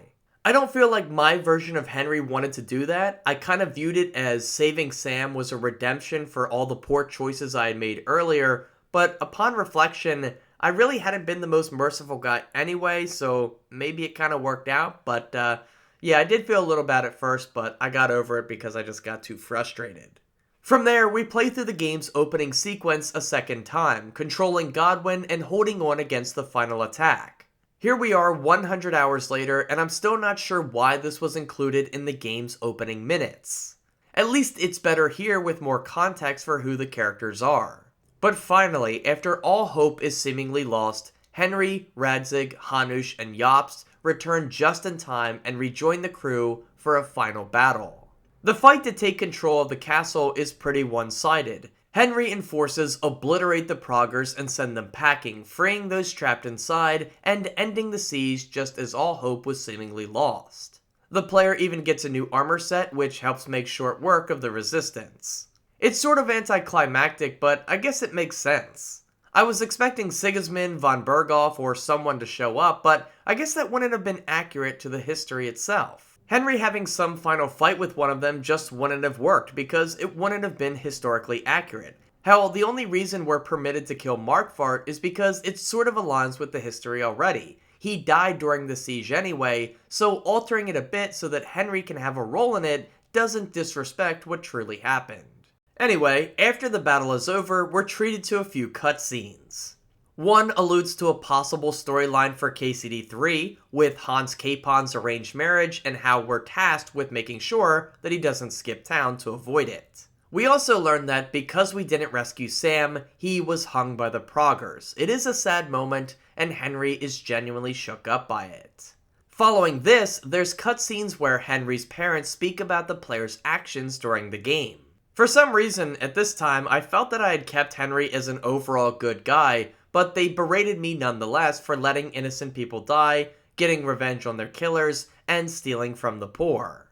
Of all the game's story elements, Henry's inner monologue and his perception of himself were the weakest to me. They kind of flirt with a revenge story, but since they defer to player choice, it means they can't pursue it too heavily. For example, the player might have spared Semine, or they might have went against Dry Devil when assaulting Malashov. They might also have given Isfan an honorable death, or spared Eric, or letting Markvart die of natural causes instead of enacting chaotic revenge. In other words, because the player is in control of what happens, the story beats can't be too emotionally impactful because they aren't set in stone.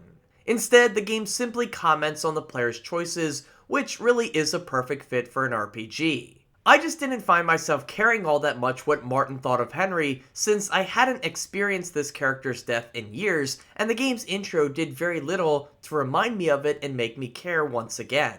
Therefore, the revenge element was the weakest part of the narrative for me personally. Instead, I think the story works best by blending unique characters, as one-note as they are, with interesting situations and scenarios for the player to navigate. Sure, I like Dry Devil, Zhishka, Hans, Godwin, and the others, but mostly because of how they interacted with one another, not because any of them had any sort of serious character development, and that's fine. The game's story was about rooting the player deep in the historical setting and giving them a taste of what life was like during the Middle Ages in Bohemia. In my opinion, both games have done a fantastic job of accomplishing this goal. I'll always remember sequences like living life as a monk, solving a murder in the middle of Sigismund's camp, helping a gravedigger see to his task, and experiencing what being a victim of siege warfare was truly like. It's these scenarios that many other games just don't put you in, instead offering a power fantasy, one that truly isn't found here. Sure, Henry gets stronger as you play, but you never feel invincible, like everything will always go your way. Pile on all the armor you want, the world will still make you feel vulnerable. I love that about KCD2, and I think its story does a masterful job of involving you in the plot beats and offering meaningful choices without ever letting Henry become bigger than the historical setting. That is at the core of this series, a dedication to two things: historical accuracy and role-playing within that framework. It's unique, and it's been executed incredibly well in Kingdom Come Deliverance 2. As the credits roll, we get a little bit more context, which I really did appreciate. We learn that stealing the silver wasn't the only reason Sigismund withdrew, which is good. It felt like our little ragtag group couldn't have done it alone. We also see how Jan Žižka went on to lose an eye, for real this time, as Dry Devil accidentally shoots it out as they celebrate their victory. And with that, I wrapped up the main story in 105 hours of playtime. I loved it. It was already in my top 15 games of all time, and luckily for me, the game that I was enjoying so much wasn't over quite yet, which was an amazing feeling. It was one of those rare times where I could already feel my future nostalgia for this game, despite not having finished all of it just yet. 3 months after the game's launch, Warhorse Studios released the first of 3 DLC expansions for KCD2. Brushes with Death. After being sucked into the main story's region-defining politics, it was nice to return to something less political. Adorning Henry with a fancy new set of armor, as well as a nice new noble outfit, I set off to begin this DLC. It begins with meeting an odd painter named Vojta. Our first encounter sees us playing the role of hero, saving this man from wolves and untying him from a tree. Even from the outset, it isn't hard to see that Vojta is going to be a bit eccentric. He's mumbling to himself at first, but later he claims he's fond of talking to a human skull that he just kinda carries around with him. He claims that the old bones speak to him, often informing him of things he can't see for himself. He implores us to recover his equipment that was stolen by some local rabble. Confronting the fellows doesn't reveal any predatorial bandits, but instead a couple of yokels who were frightened by Vojta's mannerisms. The talks with the skull spooked them, so they ended up knocking Vojta out and tying him to a tree to rid themselves of his presence. Just like in the base game, we're free to complete our task in a multitude of ways.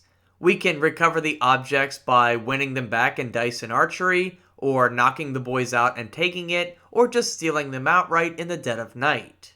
I didn't mind a game of dice, although overall I feel this minigame plays out a bit too slow.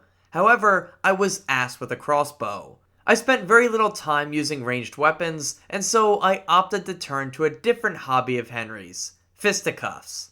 I knocked them out and stole what I needed and returned to Voita. Alongside of his questline and some new armor, Brushes with Death also introduced shield customization into the game. It's a nice touch and there are plenty of options, but I didn't find them particularly meaningful since I did not use a shield during my run. Although if I wanted to, the Beowulf perk would have allowed me to combine a shield with my longsword, another unique option for combat role-playing. From there, Voita sent me on a quest to find an old pagan shrine. He has aspirations to become a remembered painter, and is seeking his magnum opus, his great creation to rival past masterpieces. It's his hope that a shrine will provide inspiration to create such a piece. However, he's tasked us with finding its whereabouts. The model he seeks has devilish inspirations, once again making us a bit wary of this eccentric man.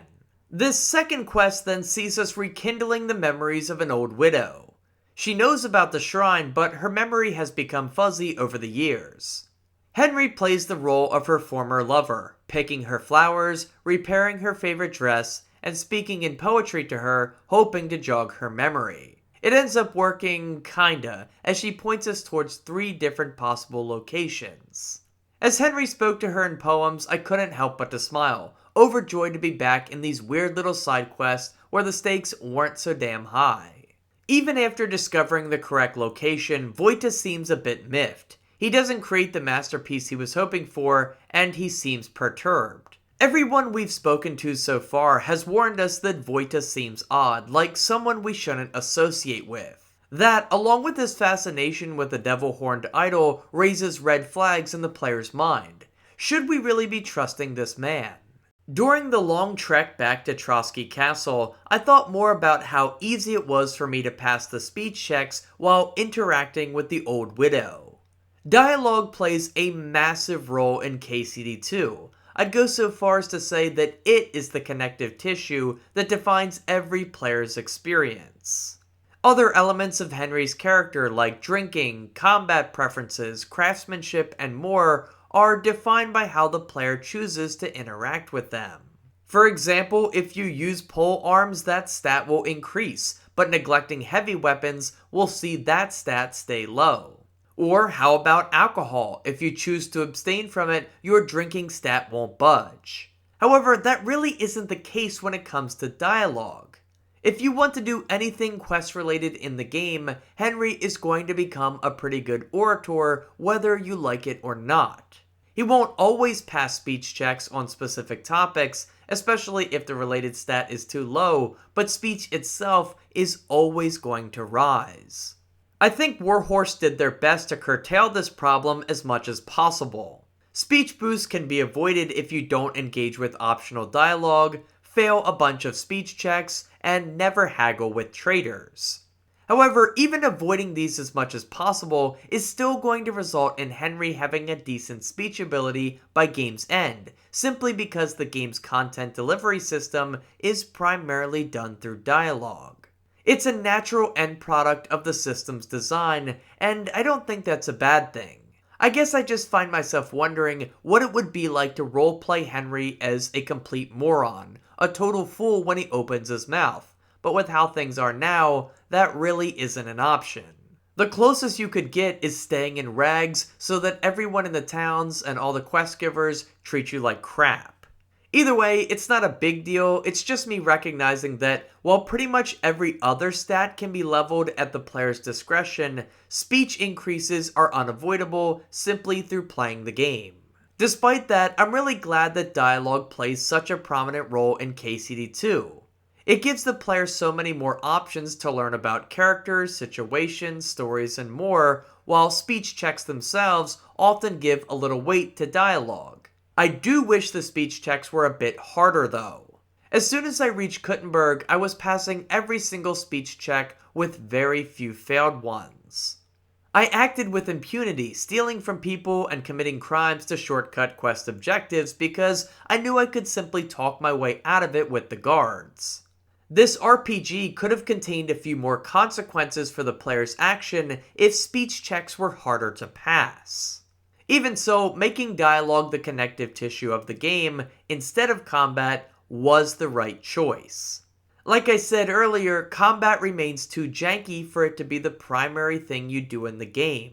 It's improved and serviceable, but the frustrations that come with it would have robbed this game if the player couldn't talk their way through other certain situations.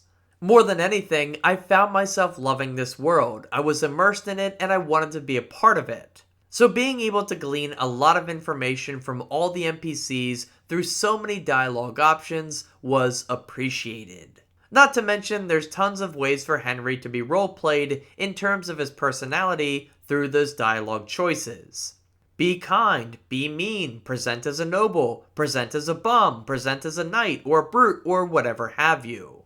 It all plays a role in how you're perceived and how your version of Henry acts. It's an added touch that the clothes you wear also play a large role in how NPCs perceive you, especially if you're dirty, covered in blood, or just flat out stink. A lot went into shaping this dialogue system into what it is. So many factors play a role in how your version of Henry speaks and is perceived by others, and I love it.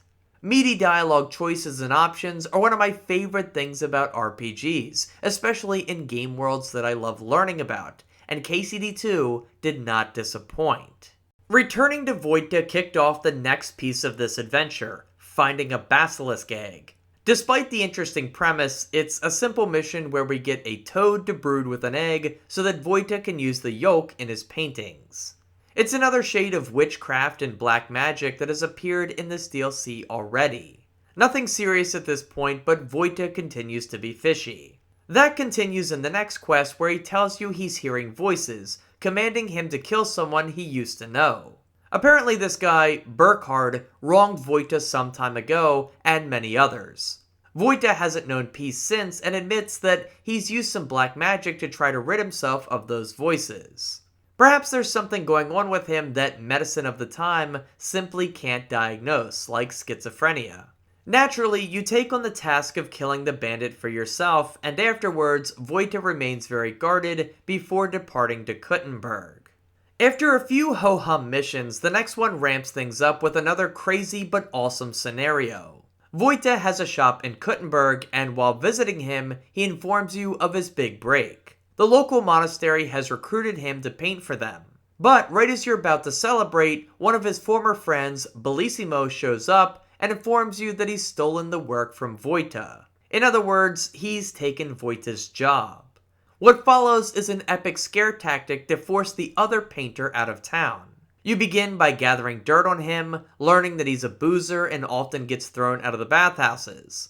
He's also a God-fearing man, scared of his sinful soul. So Vojta and Henry cook up a hilarious plan to dress Henry up as the devil and scare the shit out of Bellissimo while he's on a drunken bender. The whole thing ends up being as ridiculous as it sounds, and unfortunately for me, I failed a speech check, ironic I know after what I just said a few moments ago, and got into a fist fight with the painter to resolve this. I was cracking up during the whole experience. It was such a creative and imaginative bit of chaos for Henry to get into. Warhorse was continuing to flex their talent for designing fascinating quests that feel unlike anything else. With the excitement settled, the next two quests finally provide more context about Vojta's background. Between visiting an old hut and a grave, you come to learn the truth, that Vojta isn't Vojta at all. He tells you that, when he was much younger, he had two friends, Libor and Vojta. They were his best mates. That was until one day Vojta left them for a life of banditry, working with Burkhard and becoming an unsavory fellow. The two stopped seeing Vojta as often, but one time he came around and got into a verbal argument with the painter. The two cussed each other out and went their separate ways for the night. The next day, the painter told Vojta to get his things and to leave Burkhard's crew, but when word got out of Vojta's intentions, he was beaten to near death. He was found by Libor and the painter ultimately decided to end Wojta's life because he could no longer move or even talk after the beating that Burkhard had delivered. This finally reveals a lot about the painter we've been hanging out with, whose true name we still don't know, as he doesn't recall it anymore. All we know is that it most likely starts with the letter R. Anyway, it paints a picture of tragedy as you begin to put the pieces together. That human skull that he was talking to, back when we first found him, is most likely the original Wojta's. But that doesn't really explain the premonitions the painter experiences. There is still a lot of mystery there, but what is clear is that the painter, who I guess I'll just continue to call Wojta, lived the last few decades in a state of extreme guilt, feeling responsible for his friend's death. Going so far as to carry on his name, abandoning his own identity, and becoming simply known as Wojta. His quest then to create a masterpiece that he will be remembered for seems more like a desperate attempt to honor his friend. Perhaps by becoming a world-famous painter, people will remember the name Wojta, honoring his fallen friend, and possibly alleviating him of some of his guilt. While this part of the story does contain a lot of exposition, it's really up to the player to reflect on the details they've noticed so far in order to piece this together. It gives you the story and some rough details, but it lets the perception of it be left up to you. What appeared like black magic and witchcraft may actually be a serious psychological breakdown, as the painter has lost his identity, taking on the role of his fallen friend. There's still much to uncover, and there's 3 quests left to figure it all out. The next mission was a bit of a bummer, as its only objective can be completed very quickly. All you must do is acquire a lapis lazuli from a local bailiff. There's a few different routes to do this, but pickpocketing him wraps things up in a hurry. I figured that would be an option, but I wanted to see a bit more content, so I agreed to his plan to woo a local noblewoman by being a jerk so that he could slide in and be the hero. But when it came time to fight him, well, I just couldn't let him win. I ruined his plan, he cursed me, and so I knocked him out and I stole the thing I needed. Guess you can't beat the classic moves. Returning to the painter, he told me more about himself, that he continues to hear voices and that he's out of the potion he uses to quell them. He believes the voices are from the devil himself, and so we're set out to brew the concoction so that he can be healed once more. Sadly, brewing the potion doesn't offer up much new content either, and is a relatively short quest as well. I beat up some thieves to get the mandrake root, killed some bandits for pearls, and then crafted the brew at an alchemy bench. Short, repetitive missions, unfortunately, are a large part of the Brushes with Death DLC. They feel more akin to tasks rather than fully fleshed out side quests of their own. And just like that, we reach the finale of Brushes with Death. Unfortunately, this final task isn't much of a lengthy mission either. It's another fetch quest where Wojta sends us on an errand to recover the final piece of his masterpiece, a statue of Mary. After tracking it down, returning to Wojta triggers the final choice where we either encourage him to complete his work in honor of Wojta, or help him realize the futility of the whole situation.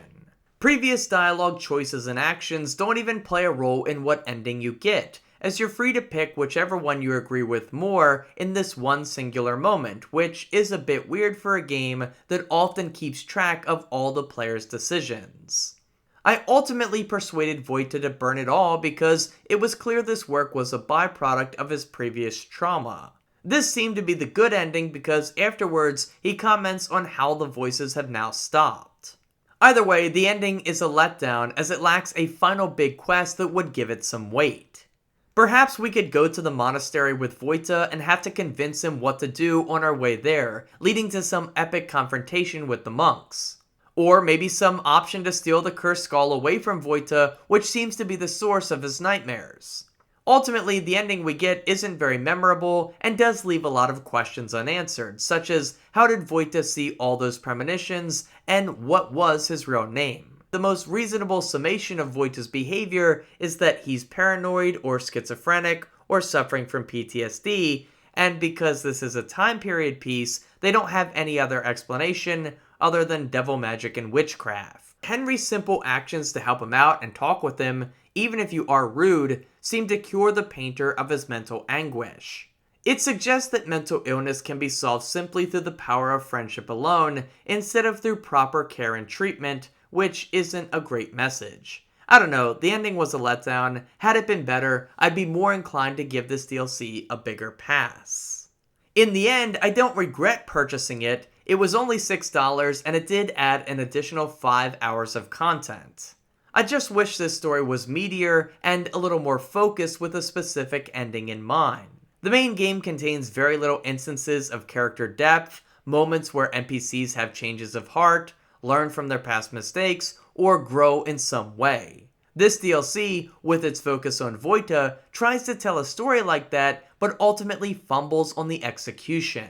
The initial mystery starts out so good, but it ends in disappointment and without saying much at all about trauma.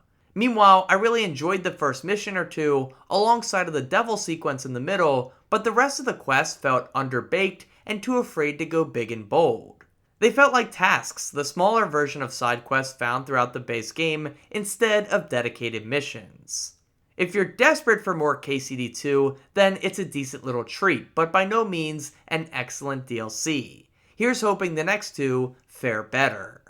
Legacy of the Forge released a few months after Brushes with Death and immediately feels more substantial. Alongside of a new questline to follow, the player is also gifted their own forge and home that is fully customizable and offers up a way to earn more coin by selling the products you make. It starts with Henry recognizing a burnt down building as the old forge his father used to take him to when he was a kid. In the main story, we've heard Henry say a few times that his father used to take him to Kuttenberg, and now we learn more about those trips.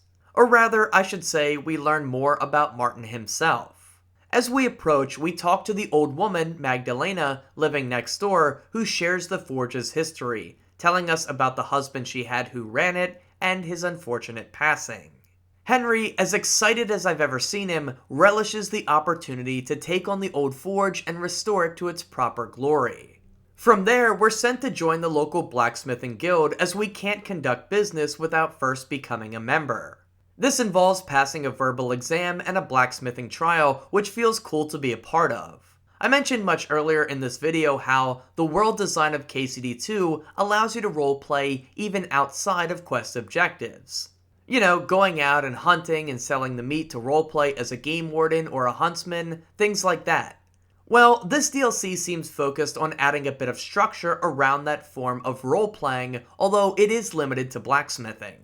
This makes sense though, as it's part of Henry's upbringing regardless of how you choose to roleplay him. In other words, it feels like a set of systems and mechanics that gives Henry a job, a way to earn passive income, while also granting him a place to stay. It deepens the roleplay experience. By the end of this quest, you're no longer a blacksmith when a quest tells you need to be, it becomes like a job to you, which is cool. It's also insane how much fun you can have in this game just tidying up a mess and lugging around sacks. These activities seem so mundane, but in the context of rebuilding the forge as your own, it feels amazing. No business got started without a little elbow grease and legwork after all. You get the same rush as you do when you finish cleaning up your house and everything looks so nice. We're then introduced to a new stat, Blacksmith Prestige. Our rank corresponds with the amount of upgrades we're able to make to our shop, home, and garden.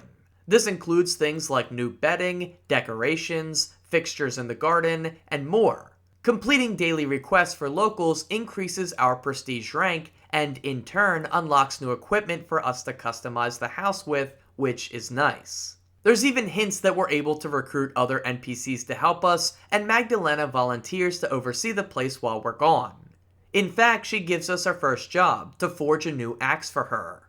After doing this, she even gives us the key to the sales chest, allowing us to place anything we craft into it to be sold later, thus creating another source of income for the player. And the best part is, you aren't limited to things that you make. You can put just about anything in this chest. As we talk with more of the NPCs, it becomes clear that fixing the astronomical clock in town will be the end goal of this DLC. Everyone seems to bring it up, but it's cool to see this idea cemented early, especially after learning that Martin also wanted to fix it. Speaking of those other guild members, we help increase our prestige by helping them out. One wants to play dice while another sends us after some local bandits who've been intercepting packages and parcels meant for the guild. Unlike in Brushes with Death, these missions are properly labeled as tasks instead of side missions, which makes them somehow more palatable despite this DLC costing more. After helping them out, we unlock daily activities. These are randomized activities that can be completed every in-game day to increase our blacksmith prestige level, thus opening up more options for customization. On my first day, this involved playing a game of dice and fulfilling 2 blacksmith contracts. I could have also been asked to kill more bandits or donate to the church. On this first day, one of my contracts was to forge a simple hunting sword, but the other was a bit more wacky. I had to knock out some dude's infected tooth. I appreciated that variety, but even early on, it wasn't hard to see that these daily activities would certainly get repetitive, especially once my prestige started leveling up at a slower rate. I also crafted an extra sword and threw it, along with some of my other junk, into the sales chest to be sold by Magdalena, saving me a bit of time and earning some passive income while I was out adventuring. What discouraged me immediately though was that blacksmith contracts couldn't be placed into the sales chest for the requester to pick them up. Instead, I had to travel to his home and deliver his order. Even on the first go, I could tell that a lot of extra travel time would be needed to complete daily activities, thus making them a lot less efficient than they otherwise could have been. If I could just plop down orders into the sales chest to be picked up later, a lot of time would have been saved, especially considering I already had to run to market to pick up the necessary supplies to make the damn thing in the first place. It all plays into living the life of a blacksmith, but this last step wasn't entirely necessary if you ask me. Our next mission takes us to meet a former friend of Martin's, Standa. We help him out with a debt that's hanging over his head before getting the option to let him join us living at the forge. I opted to let him stay given he has a passion for blacksmithing. By helping him out, he tells us more about the astronomical clock and how Martin had crafted plans to repair it. Unfortunately, those plans went awry when the centerpiece was lost and some Italians screwed them over. With our new goal to see this project through to the end, we recover the heart of the astronomical clock. I did this through a dialogue check and a whole heap of groschen. Speaking of groschen, and it's super easy to spend a ton of it throughout this DLC. That's not only due to buying this piece back, but also because many of the cosmetic upgrades to your forge not only require a certain prestige level, but also a ton of coin. The sales chest helps to offset this cost if you keep it stocked, and thankfully, you can put random gear and loot you steal off corpses right into it. This means that every in-game day that passes, Magdalena will sell something and keep the coin until you come to collect it. It's a big reason for why many folks say that this DLC works best if you incorporate it during your main playthrough. You can load up the chest and then go on your adventures doing main quests or side quests, and then come back and be handed a ton of coin. However, I didn't really mind doing it now after completing the main story. Coin had not been an issue in a long time, as there's constantly been loot to sell, so the extra coming from Magdalena was simply the cherry on top. However, aside from the money sink, intermingling this DLC with the main quest makes a lot of sense when it comes to the daily activities grind. I found this out the hard way when I went to complete the penultimate mission in the questline, only to be told my blacksmith prestige wasn't high enough. A quick Google search revealed I needed to be at rank 13 and I was only at 9. This meant I'd have to spend a few hours grinding out activities by completing them, passing time, sleeping, and then doing more activities. To be fair, the DLC does a good enough job of making it feel like Henry is becoming a real member of the city, so I didn't mind it all that much. The role-playing made it bearable. However, it does get repetitive and tedious since many of the tasks you're asked to do don't include much variation. And some are downright annoying. Like, why do all the missions that send me into bandit camps usually end with me getting my ass beat? Why are these guys so much stronger than anything I fought in the base game? I don't get it. But you know what was really annoying? Finally disposing of all those bandits, which is fine, it's a challenge, but that's good. But then, I don't know what items are quest specific and which aren't, so I looted the entire camp. Then I go to sell the extra items and accidentally sell the quest items without knowing what they were. I basically soft locked one of the quests unless I wanted to buy everything back from the vendor. I screwed myself by choosing a poor order to do it in, but why are these items sellable, or at the very least, not marked in some way? What can I say, the grind definitely was getting to me, and I did get a little annoyed. Luckily though, you can increase your prestige by purchasing upgrades for your forge, which certainly helps eliminate some of the grind, especially if you're already packing a ton of coin when the DLC starts.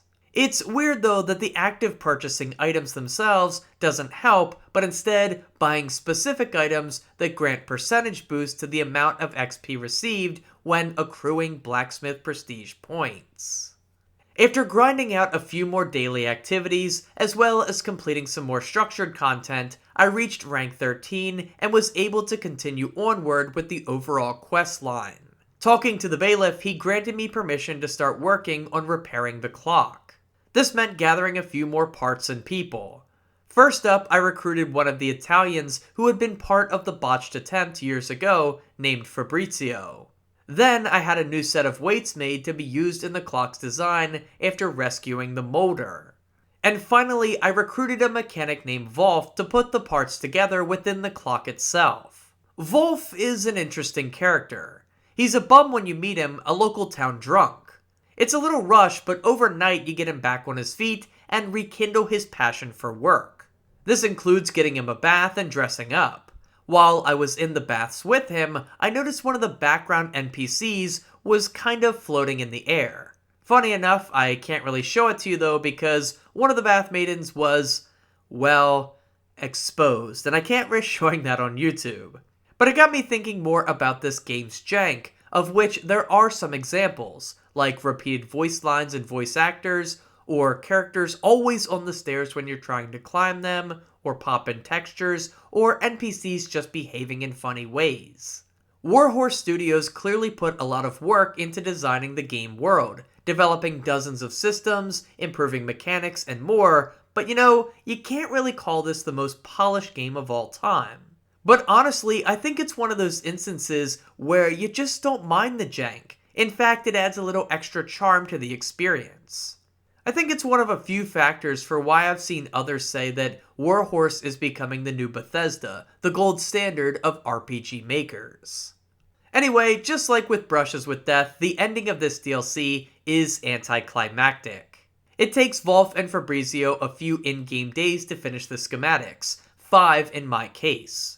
Forcing the player to wait a few in-game days happens quite a bit throughout the adventure, and while I think it's an appropriate detail given the game's emphasis on realism, 5 days is a lot.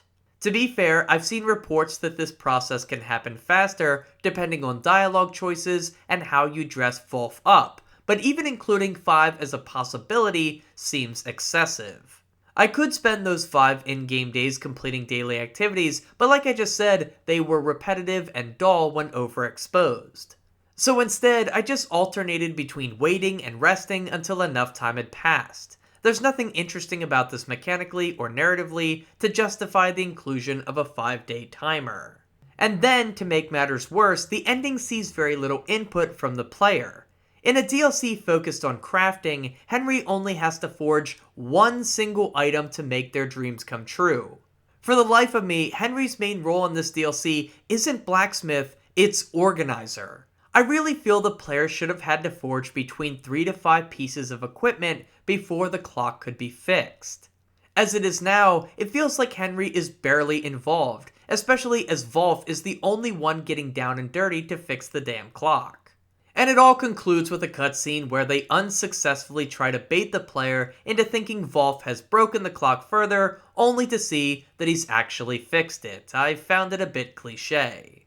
But with that, we wrap up Legacy of the Forge. In comparison to Brushes with Death, it's better. It has another little story, but also includes some brand new systems and stats that makes the DLC feel more expansive than it actually is. This was necessary to justify the price hike, but ultimately your opinion of this package comes down to how you feel about crafting. If you like working at the Forge, you'll find potentially dozens and dozens of hours of more content, but if not, you'll find it to be a miniature grind to finish up the story missions. If you're really invested in Henry as a character, it is cool to hear the stories about Martin and seeing how Henry reacts to them. That's a nice touch in a DLC that's definitely improved over the previous offer. As I started up Mysteria Ecclesiae, the final DLC offering, I went in grateful. As I played through KCD2, I recognized it was going to be an all-timer for me, and this final set of story missions would be the last time that I got to experience new content in this game for the first time. It's an odd position to be in, nostalgic for a game that hasn't ended yet, but more than anything, I went in with a positive mindset, looking forward to one more adventure with Henry in this crazy and beautiful medieval world. A talk with Peter of Pisek kicks things off.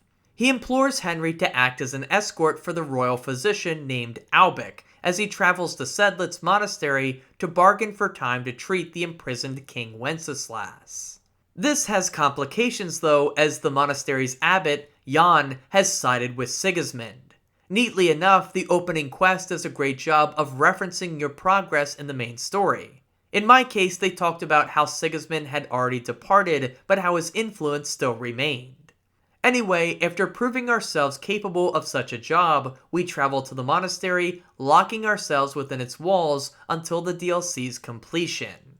Meeting with Abbot Jan, he's unable to grant us permission to see King Wenceslas since the monastery is under a lockdown. They've identified 3 ill people, all of whom are showing symptoms that make ruling out the plague impossible. As a result, Albic requests our aid in treating them, hoping to ease Jan's mind and making him more receptive to our calls.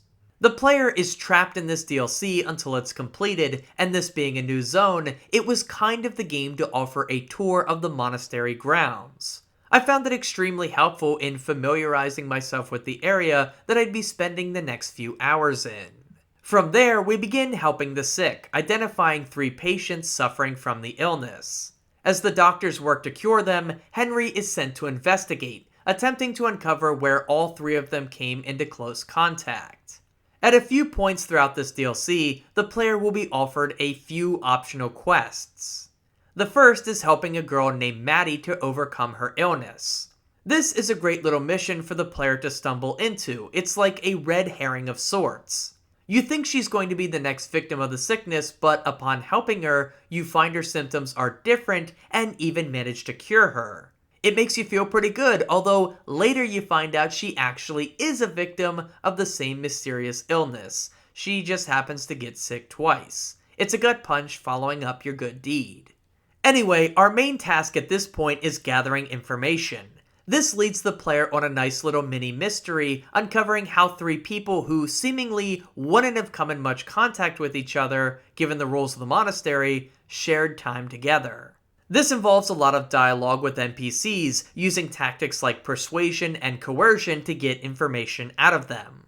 Over the course of an hour, you backtrack this mystery until you uncover a secret meetup spot.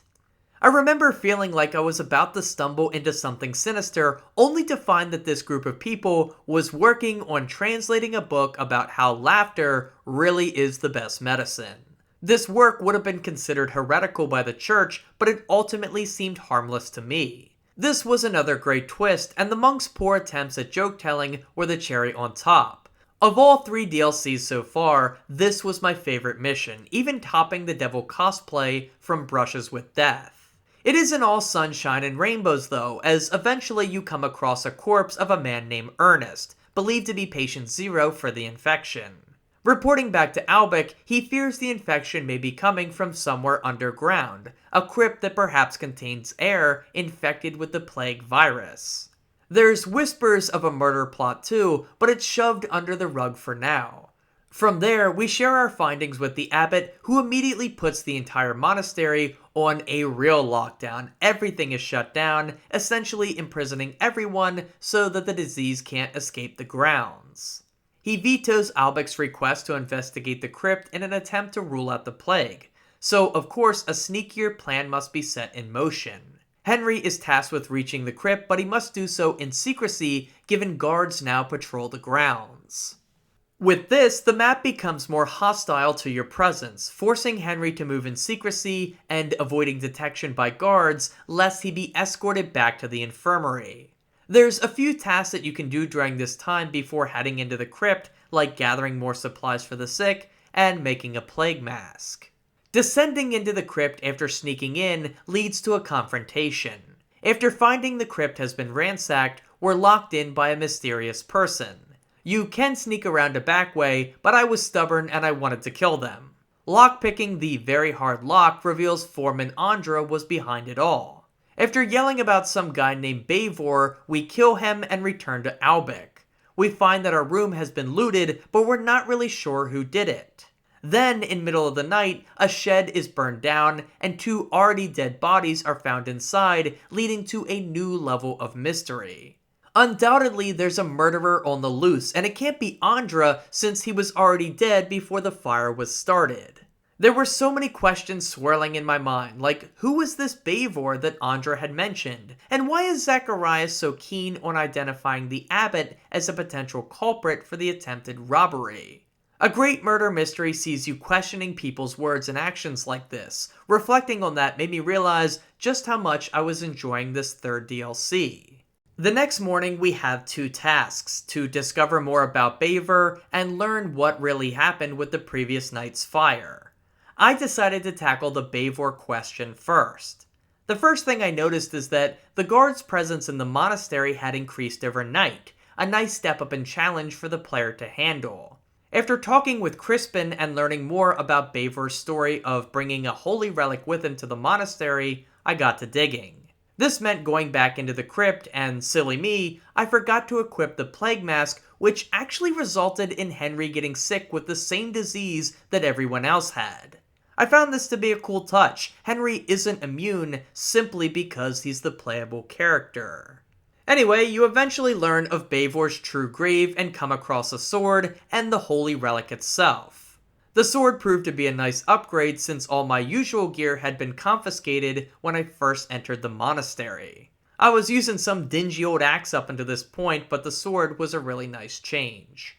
After disposing of some bandits, I handed over the relic to the abbot, who was quite forgiving of my actions considering I had found a treasure as valuable as this. From there, I turned my attention to investigating the fire.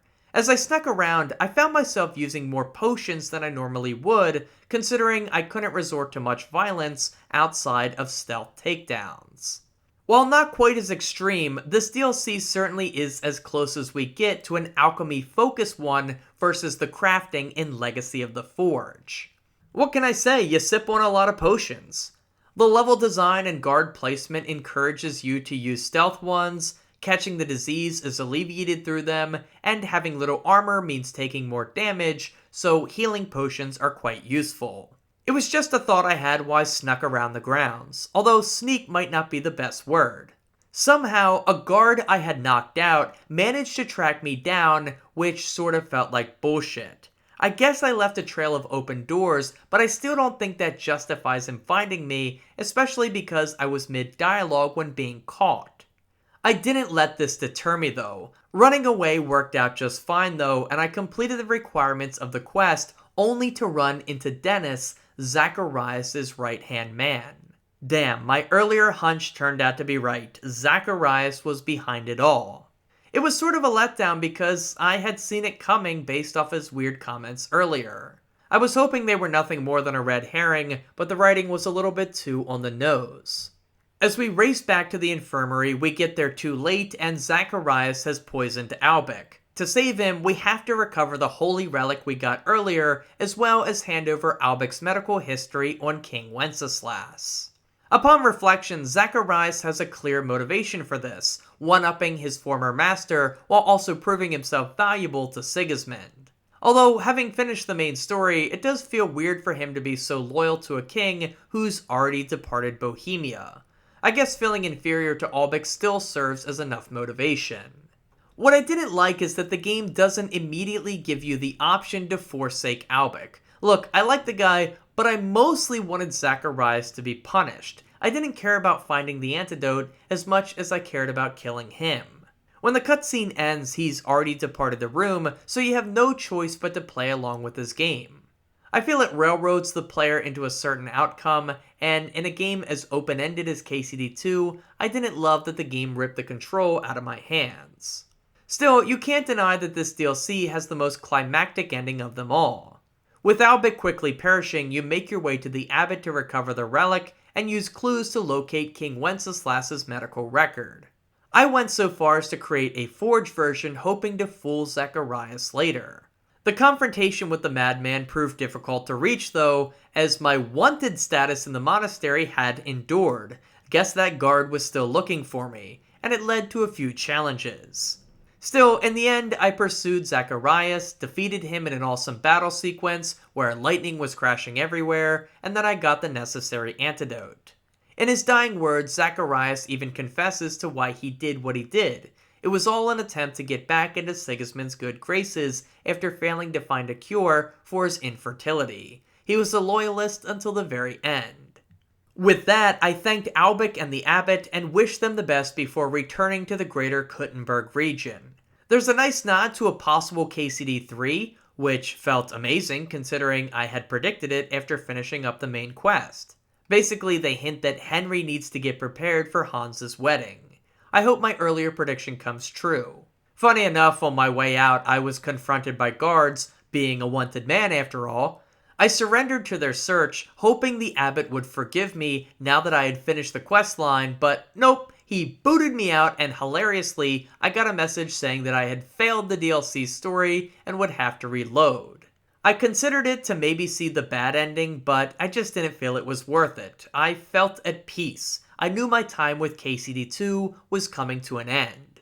Ultimately, I do feel the 3 DLCs are worth the price of admission, but not for every single player. They each provide unique experiences from one another, but I feel not every player will enjoy all of them equally. It really does come down to their preferred playstyles.